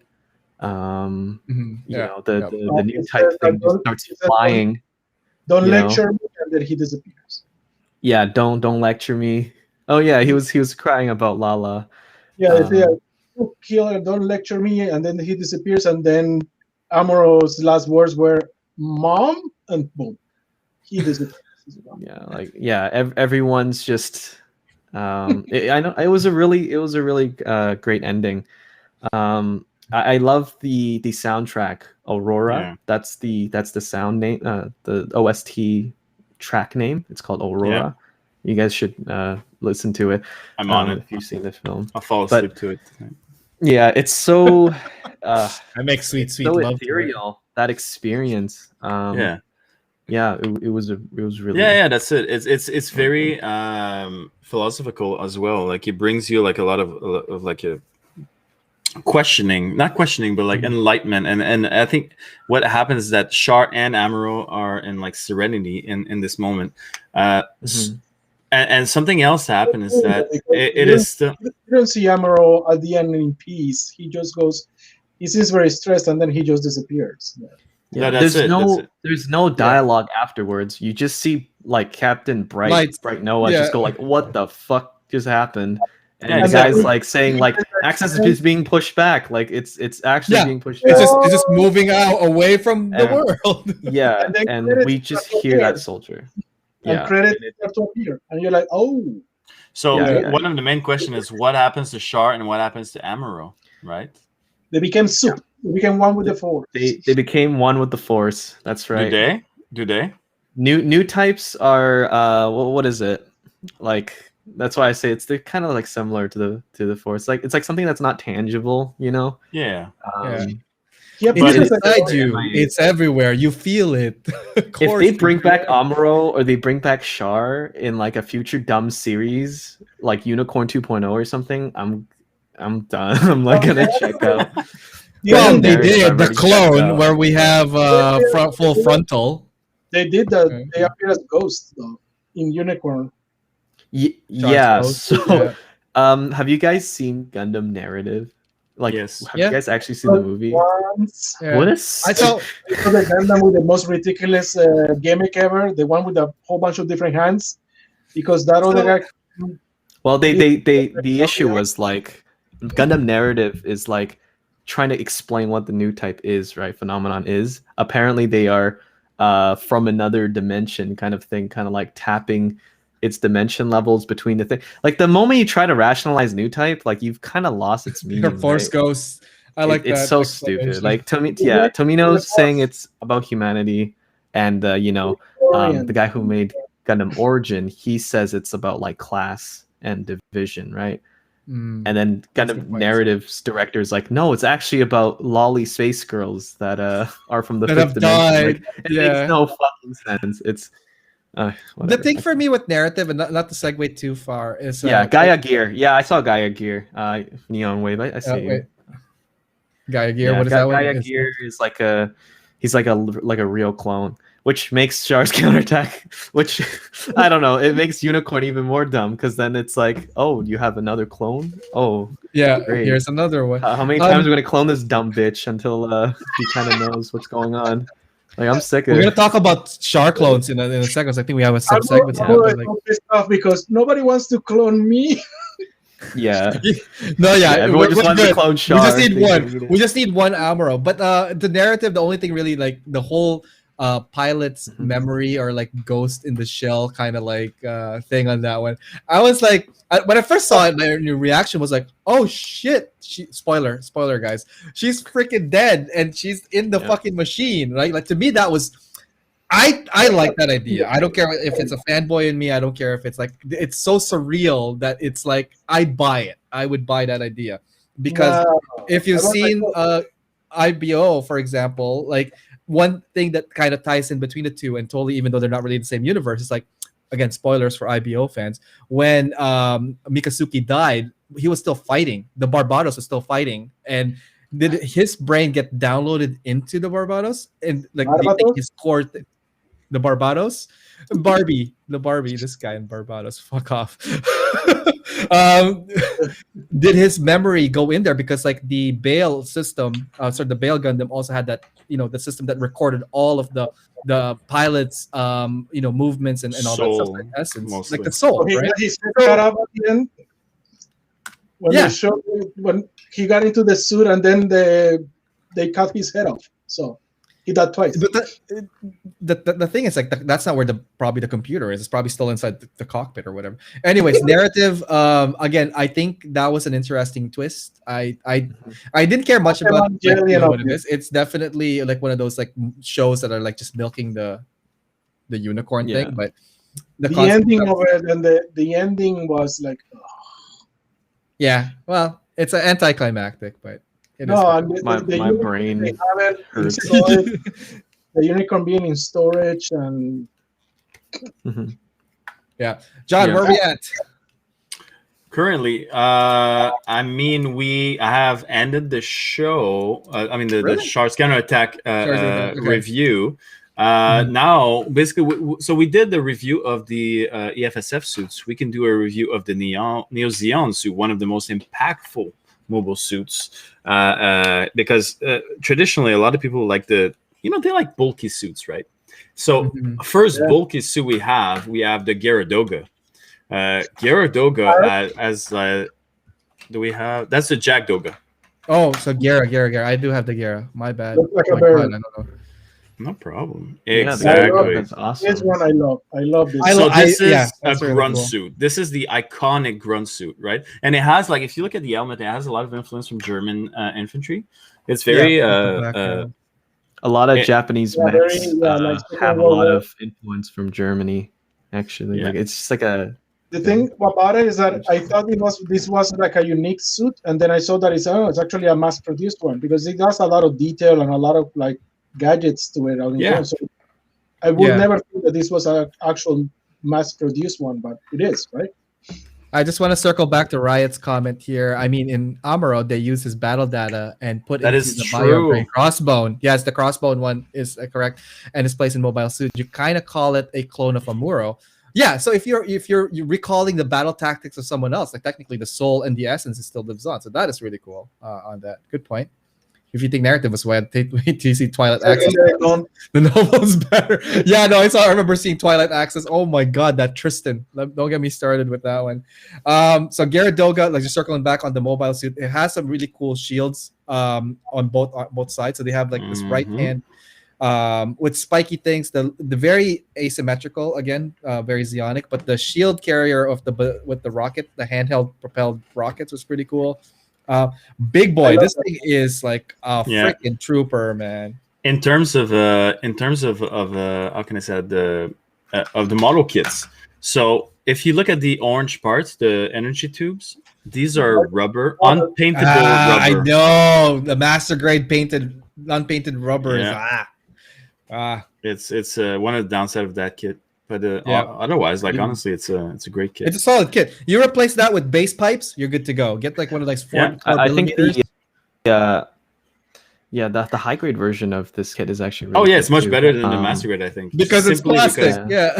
Exactly. HGUC Char's counterattack suits, for the most part, they're all actually stellar. I don't know if you guys had the opportunity to build them, but they're really, really good. I have one for Backlog Builder episode coming up. So I have the Kes Gyaradoga. No, not the Kes Gyaradoga. I have the Kes Jagdoga, but I don't have the Gyaradoga for this one. But I would love to get my hands on. Not to forget the new RG that came out, the RG New and RG Sazabi, that are masterpieces of engineering. Like it's unbelievably are great build experiences. Wait, did you say RG or MG? RG. Well, the MG as well. Yeah. Woo! So I got it's still in the backlog. It's part of the Backlog Builder episode. I have too many kits in the backlog, but this is definitely one of the things we're gonna build this season. Yeah, I think the real grade Sazabi's chest is too like squished. If you get modded. Yeah, you can mod it. It's all good. But I that's how that's what I think. Because like you look at the Izubuchi's line art, his shoulders are like broad and huge. You don't see that in the real grade one, unfortunately. Yeah. Next kit, we already talked about it, but the Jagdoga, right? Jagdoga came in a Guni colors and the Quest colors. There's technically a third one that you can get if you get the P Bandai Reborn 100 Quest. It comes with option parts to mix with the Gyaradoga to create the ground Jagdoga. And you Ground can- check. This is the first time I want to look at it right now. Oh yeah. It's basically option parts, but you can't do it. I mean, you can. You have to paint it because all the colors will be mismatched. But are you I like the I'm trying to shield. look for it. are you Come on. there? It's Yeah. pretty brown. I like the shield a lot. I hate the face. Luca. Is it this? Oh, the This looks cool, by No. the way. yeah, but it's not. It's not. So if you look master grade quests, You mean Reborn? Green. yeah, that's it. Reborn 100 quests, Jack Doga, and then there's probably going to be like a. So okay, so 1, 2, 3, the green one, right? So it comes with the option parts to create this thing, and it tells you it's actually in the manual on how to merge it into the Jack Doga to create this I like this that. It's cool. different option. I think it's probably just a shoulder part or something like that. Like it's not. No, it's not Yeah. exactly the same, but it's yeah. That's the So that's a third version of the Jack Doga, modified It looks version. mass produced. Yeah, it's like a Gyaradoga Jack Doga merger. It's mostly weapons Mhm. and shields, I think. It's a real model kit, right? It's a Yeah. P Well, no, Bandai? that's it. P Bandai. It's actually P Bandai Quest comes with the option parts to and the manual instructions on how to grab the Gyaradoga and merge it with your Jack Doga to create Mhm. this. So to create like the third P Bandai, basically. Interesting. Cool. Awesome. What else do we got on the list there? We got I the think- Dogas are definitely the things for that one. Alpha Azir. Oh, Azir F Alpha. Oh Azir. yeah. So this one- that's okay, nice. Sadly, this one needs a new kit. This one needs a new high grade, but it's a massive, massive thing. I think the mechanics line that should have been a mechanics line. But back then you have, I think it's a 1982. No, 1989. I think they released a new kit of the Alpha Aziru. Yeah, I got it. 1 second, guys. Yeah. Let's Oh, see yeah. right here. So you can probably look at the kit somewhere in there. That's what she died. Yeah, it's an older kit, but like Yeah. it's Technically, this pretty is massive, right? Like Yeah. like a mobile suit is like a size of one of the funnels. technically this is Yeah, actually really. Char's in Char's Deleted Affair. This is actually Char's mobile suit, and he's like, this is not me. I'm all about stealth and mobility. This is big. This is not, and he goes on and on and on. Where are the legs? Really. So it's Isn't pretty this a- interesting. Okay, so Don't need legs in Uh, space. Yeah, you don't need legs in space, man. you could probably if you go back, press I was back. gonna put high grade. Oh, It's not a high grade, is it? No, It's it's like what do you call it? first EX grade. It's a Isn't it first EX grade. No, it's not an EX model.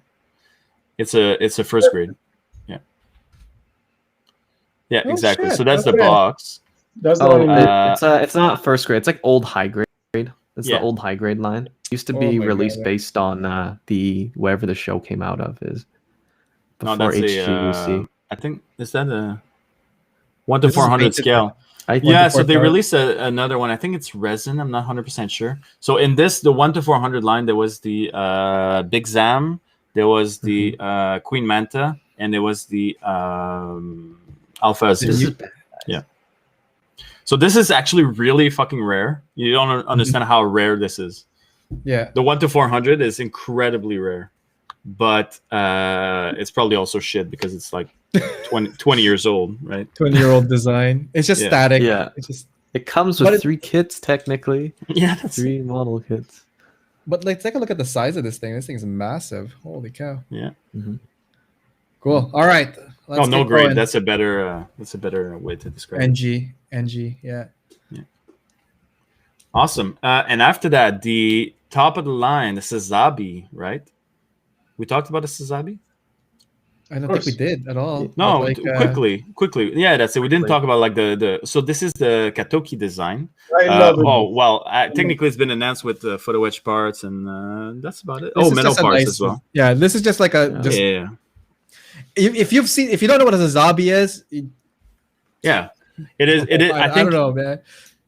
I would consider it the best master grade out there in terms of like you see how like there's a lot of fragmented designs, a lot of like cool stuff, a lot of engineering, and I would call it one of the top 3 master Yep, grades this out is there. definitely out up there. there. It's a break, though, isn't it? Yeah, you can barely post it. I think the best post I've ever seen was Kaz. Kaz, the basically the And Sazabi Anime North. won the Anime North winner of 2017. Yeah, that was the best pose, and it was barely a pose. It was enough to make it look in action, but yeah. Yeah, it's huge. Yeah, exactly. Mm-hmm. I have that kit somewhere over there. That's gonna be built maybe in 20 years. Yeah, 20 exactly. years. The unicorn version, yeah. 20 years. I think I have enough backlog kits for the next 20 years too, probably. Yeah. If I take my time. I have backlog builder lined up to at least season 10, so stay Great. tuned, guys, for that. Great. You're gonna interview some homeless guy in the street with like a gunpla? Or you're a gunpla builder right? now. Yeah, you're a gunpla builder now. Here you go. Hey, you got $1? Hey, you got $1, kid? My Yeah, God. if you built this kit. Oh my God. Okay. Sazabi, again, if you guys have not seen this, very, very iconic. Char's red color scheme. This gun was not part of the anime. Nope, This is manga it's not. version, right? I actually, it does come for a high grade, real grade, it does not exist, which is it's a shame, right? But give me a second.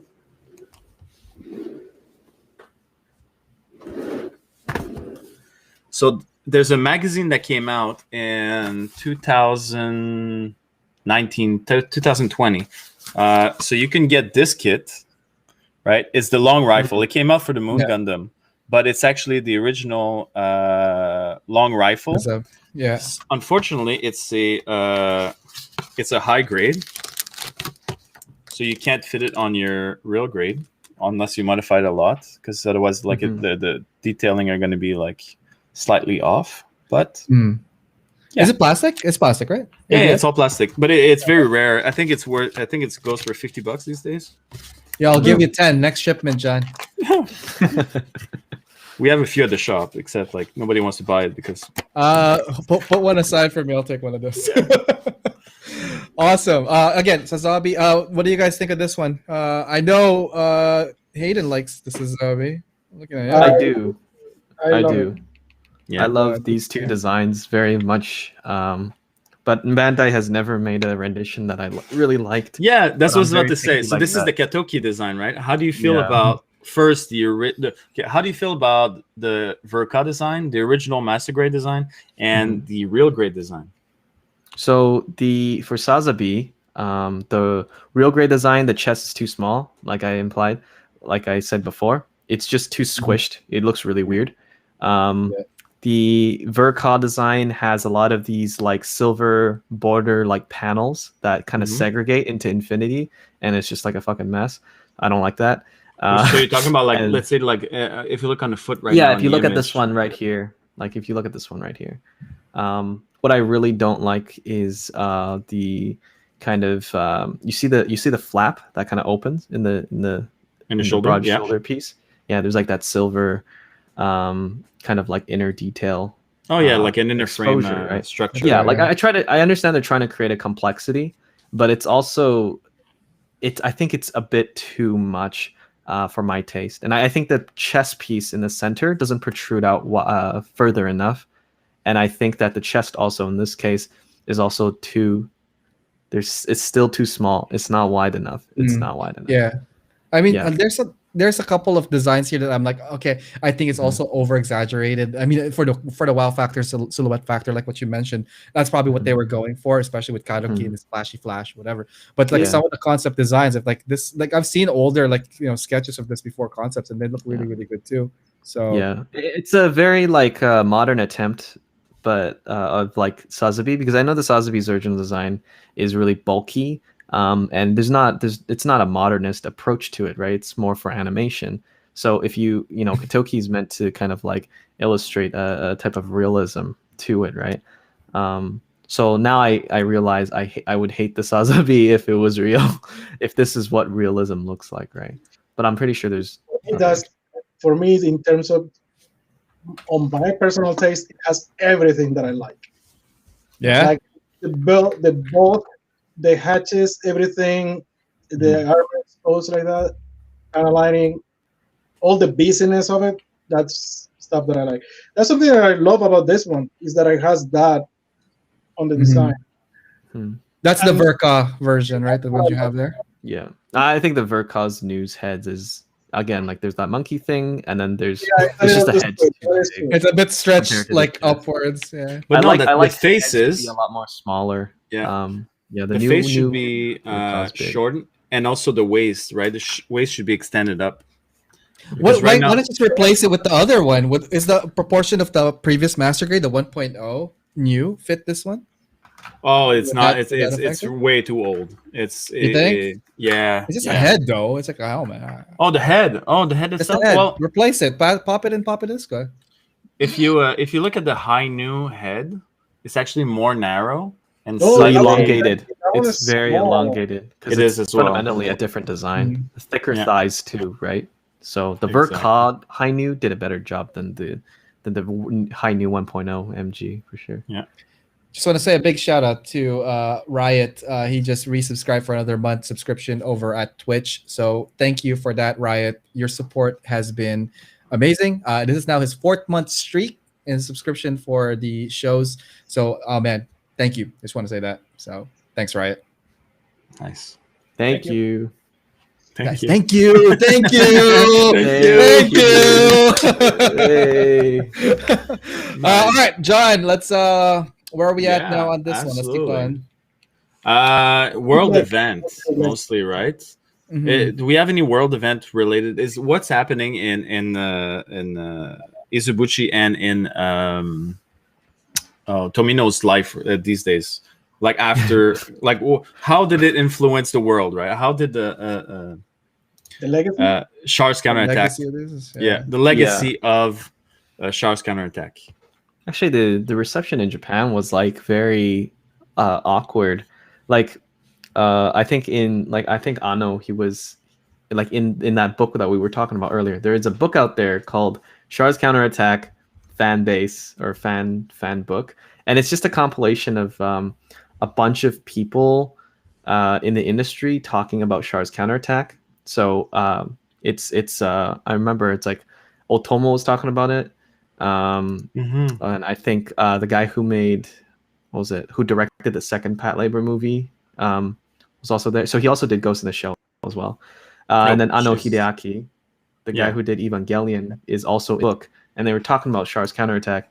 And Ano was saying something like, yeah, it's actually like one of the most exciting things I've seen, but nobody really like cared about it because this is technically like a huge epic conclusion, right?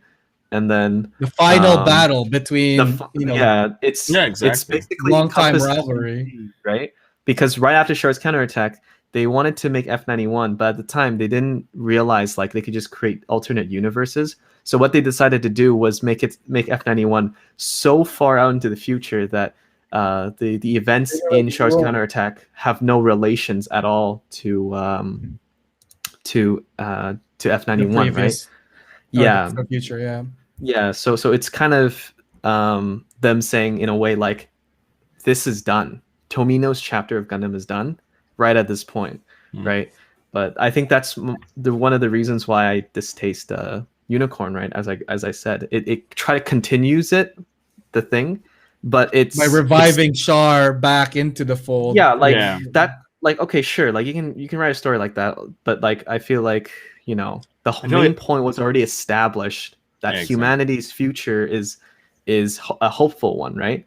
And pushing this axis is like like a final conclusion, but people just can't let go, right? Like people people who are in these type of like nerdy fandoms just can't fucking stop themselves from trying to learn more and more and more and more. So Yeah, then but there are people out there willing to pay, right? So I get that, right? More shows That's are the coming thing. out. You want to bring new fans, right? How do you bring new fans with like You have to bring a new old generation. Exactly. Yeah. And Unicorn kind of does that, right? With their Unicorn big budget doesn't thing. have to be good. Mhm. Unicorn could be an introduction to the universe. Unicorn could be the bridge between F91 and Char's counterattack, but that didn't happen. There's no mention of anything in F91. I thought narrative was going to do that. No, nothing. So they're It's just almost gonna like it doesn't exist, because the thing also is like, keep how popular milking it. is it right now? Like F91, it's still kind of like you need to be into the lore to understand what that is. Yeah. It's not something that's like actively produced. Like, I mean, early 90s, sure, when we got the no grade 1/100s or whatever from the F91 series, and even now the only thing really that's reminiscent of that would be like P Bandai line of the F90 and F91, right? Yeah, but like the reality of the situation in the Japanese animation industry is that everything is kind of old school now. Robots are seen as old people's hobbies, right? Yeah. You know, there's a lot of isekais nowadays. There's a lot of like human-based shows that are drama related, but mecha is technically like definitely taking a step back, right? It's in recession right now, so I would get why they want to reinvigorate UC again to make it kind of appealing to those core niche like market, right? But it's just kind of sad to see that's the reality of how like this is. Yeah, right? But for me personally, in my mind, Char's Counterattack is the last UC entry. You know, F91's technically some other thing for me, but it's a really good ending to the chapter for these two. All I want is a remake of the original series. That's all I want. Origin style. Yeah. I want they make an origin style, series because it's old. It needs a new one. It just needs a new one. So it's just a retell of the old story. So it doesn't compromise anything in the future. Better make it. That's all I want. That's all I want. I just want the origin series, and I actually cried at the end, and it says now Gundam begins. I'm like, and that's it. That's all your teaser on that one. Yeah. Gundam is at this point like, if you're gonna make a mecha show, if you're gonna print toys, you could technically change your story and designs to look more like Gundam-esque, and then that would just be like a Gundam show in an alternate universe, right? Something like that. Gundam is just a huge franchise now, but that's what I kind of like too, is having other people. It's not just like Tomino's story, right? I think the whole appeal of Gundam is just that like other people who want to write stories in a Gundam kind of world get that opportunity. Is not only that, is the concept of for example, in terms of the actual show when it came out, is the concept of the 1 year war and that kind of conflict in those days. Yeah. If you go back, you see the Mazinger and all that. That was just battle, evil versus good per week. Yeah. Gundam definitely brought like a drama to where the mechas shows. were the most important thing. This one, it was a story about war that happens to have the mobile suits as a mean. Yeah. I think the best way to explore character relations. That's what dragged me to it at the end. Yeah, I think the best thing to explore character relations is to dump these individuals in a war zone, right? And you kind of see like what is manifested in people's behavior, humanity, and that's what White Base. Yeah, and that's what White Base was, right? It's like a bunch of people who don't know each other have to work together. What kind of relation gets cultivated, and that's what makes things interesting for us as viewers, right? So that's why I don't like Build Fighters or anything like that, because it's just the mobile suits fighting with nothing. Yeah, exactly. Yeah. It depends on your. It's the cell kits, like I mean, like let's It's toys for boys. So oh, that's great. That's great, guys. I think that concludes very well our show on Char's Counterattack. I think we could probably conclude it on a great roundtable on trying to sell that sell Char's that great adventure, right, to people. Hey, I'm really looking forward to you guys doing one on Origin. Yeah. Oh yeah, no, and I think you're gonna be in for that, Nico. I have your name. So tell us, Nico, how would you sell to the audience Char's Counterattack? How would you sell? You need to sell it to them, right? Because it's well. hang on. Let me give him a boost of confidence, guys. Okay, there we go. It has really cool mobile suits on it. But but in reality, I think the story, the way I will sell it is that it's a conclusion to a story that started before with the original series that makes sense in modern society in a way. And this is a good conclusion to all that. That's the only way I could sell it, because this is not a movie that you could just watch without knowing anything, because there's a backstory that you kind of need to know to be able to appreciate it. I saw this movie the first time I saw it. I didn't know much about the lore, and I was like, But then I saw it again after knowing more, and it's like, oh, okay. Yeah, it ties in a whole bunch of stuff. But I think, So to normal people, like casual fans or whatever, I will sell it saying that the mobile suits on it are great. And actually, one of the most iconic ones that you see today are from that movie, Sazabi and the New. But for people who know Gundam, I will say that it's a great conclusion to a story that began in 1979. Yeah, exactly. Back when Nico was born and I was born in fabricated. 1978. How Hayden? Again, Char's counterattack. What's your take, and how would you get fans to watch this if they haven't yet? If they haven't, just like, that's yeah, okay, yeah. Like as Nico said though, like you need to kind of watch the original show to kind of have like a kind of appreciation. But if you're just watching just this, like jumping in, I would say that you get to watch like the new Gundam push back something that's way bigger than itself. The Sazabi fights are cool, and you get to see the Char again. Yeah, you get to see Char like be a leader, like reach his destiny. Yeah, well, people don't know he reaches his destiny. They just assume he's already had the destiny, right? Yeah, that's it. They haven't watched Gundam, right? But if you've watched Gundam, like the original one and Zeta and stuff like that, then it's really the magnum opus of like Tomino's like message throughout all the different shows that he made up to that point, right? For Gundam, at least, right? It's his like message about how he feels about society, youth, the future of humanity. Very big topic, very big subjects. But he condenses it into a relationship between just two people, right? He's talking about these big ideas with just these two people of war, right? And I think that's what's so interesting about it. So yeah, go watch it. That's why I like the UC timeline so much. Yeah, absolutely. Yeah. I think I'm nice. Yeah. Well, what about you, Ariel? Char's counterattack. Remember our 0079 when Amuro stole his daddy's new whip?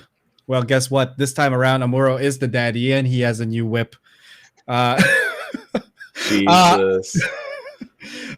You're like a dad about jokes. That's it. If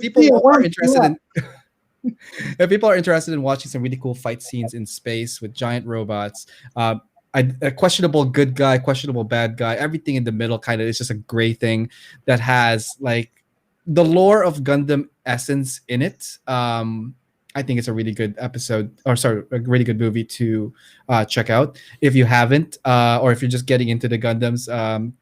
I think that once you've circled back to this, I mean, if you watch it first and then circle back to it, it'll have more meaning if you've seen all the previous shows. Yeah. But the animation is top notch. The storyline what's the animation date again? 1988. By the way, 1988. Okay. Fun fact. This is the first Gundam series that has a computer animation on it. Computer animation. Yeah, I have to watch it again. Are made in a computer. Interesting. Nice. And they're rotating. Yeah. Nice. All right, John, your turn. Last point. Sell Char's counterattack, man. So I like it so much because I believe it's the culmination of all Gundam series, right? It's actually the UC encapsulated into one movie. I asked when it was actually made because it was 1988. So I like it so much. I got myself the ultimate iteration of media.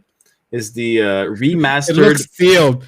It looks is. sealed, Okay, let me man. explain to you why. So it's the 4K remastered version of a 1988 show. So how remastered can you be? I don't know. But the thing is, I don't have a 4K player. So like I'm in the yeah, it's problematic for now. But that's people actually painting it. yeah. So what I'm saying is basically that it's a Char's counterattack is the culmination of the UC, and basically not just the culmination at the end, but also like it represents everything that I love about Gundam. It's all like the fights between two opposite sides that have a differences and consolidates and basically shows humanity in all its essence. It's a gray area between the good and the bad, right? Yeah, It's always. Gundam has always been about that, and that's what I love the most, right? There's no bad guys, you know? Well, I mean, in this case, there's people that do bad things, but it's not really, you know, like, okay, Char tries to kill people. That's really bad. But I mean, it's not as simple as that, right? No, exactly. He has Yeah. philosophies. There's and gray he has areas everything. that you go like, oh, but he's right on this part, though. Yeah, exactly. And I think in the end, it's all humanity and encapsulated. Like some people have like bad days, and Char probably had a bad day, and he questions himself, and that is a very important thing in philosophy, right? Is questioning yourself and your philosophy and seeing like, what am I doing? And then at the end, he like realized like, so I was wrong in my ultimate philosophy, and then basically by talking to people and talking to his Amuro best friend. Yeah, he realizes I feel like yeah, just like a quick point there though. Like I feel like Char probably is like really lonely because he's a supreme leader, right? Exactly. People around his social circle are not able to talk to him on that level. But I think he's always been alone all his life. He can't find anybody who he can like have someone say, no, you're stupid for doing this, right? Because he's a supreme leader. But Amuro doesn't respect him in that way, right? So I think he obviously has not met Bright in person, but yeah, but like you know, he finally has somebody he can talk to, and you know, the only person who has experienced, you know, the love of his life is Amuro. So in an essence, him doing that colony drop maybe was just to talk to Amuro, dude. Yeah, maybe, right? You know, but as Char has no equals other than Amuro. He has no equals. He has no equals. So I want to catch your attention. Let me just drop a colony on you.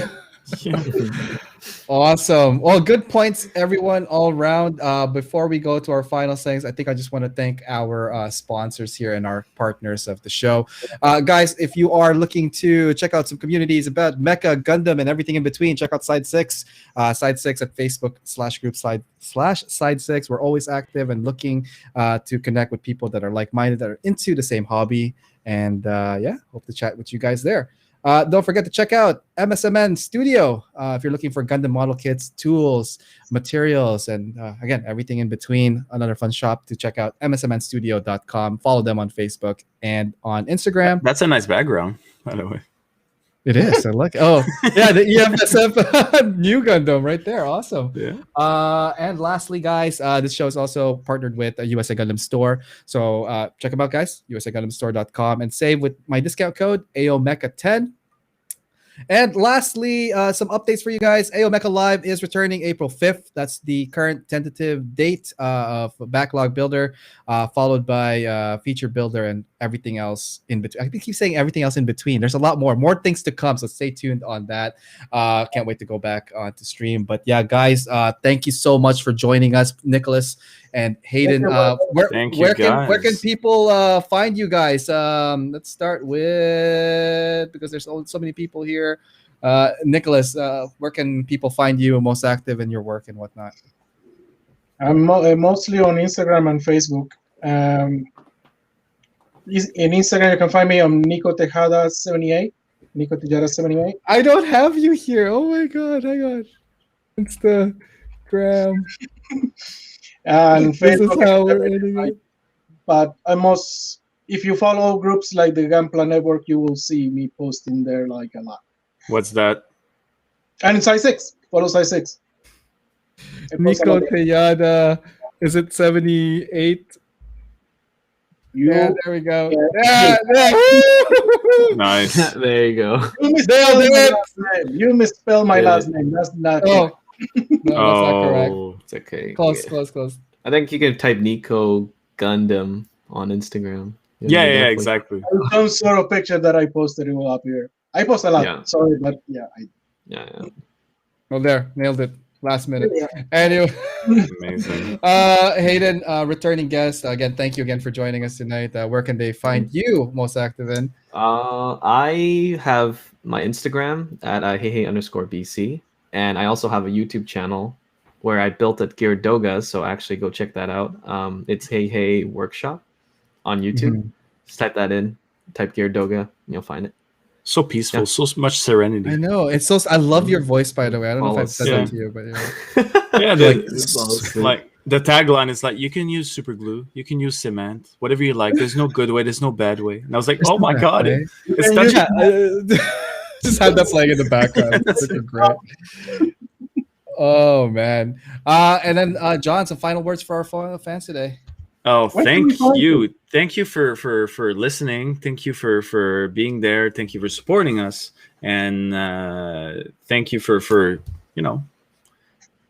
being a great crowd. Like bringing in a lot of questions, bringing a lot of content, and Mhm. Yeah. you know. Oh, Never, amazing. never change. This last thing here, this guy's listening to this while drawing some art was fun experience. Lorenzo, thank you. Lawrence, thank you for joining us. Neon Wave as well. And there's a whole bunch of people that came in too, like Simon, Riot. Again, thank you for your support. Again, next week, guys, new episode Thursday, 9 p.m. We're gonna have to tune in because I think we're switching some stuff around, so we're gonna give you guys a heads up on that momentarily. But again, from all of us here at Mecha Pew Pew, thank you guys for tuning in, and that is it for our show tonight. So why don't we say bye to everybody, guys? Amazing. Well, Thank you for see them next coming. time. Bye. Guys. Thank you. I really Nice. need to put an ending song for this. It's like You're not muted. You're Nice. not muted. I know. I'm just kind of like saying bye to everybody. That's all I got. Guys, thank you so much for coming in. I love you.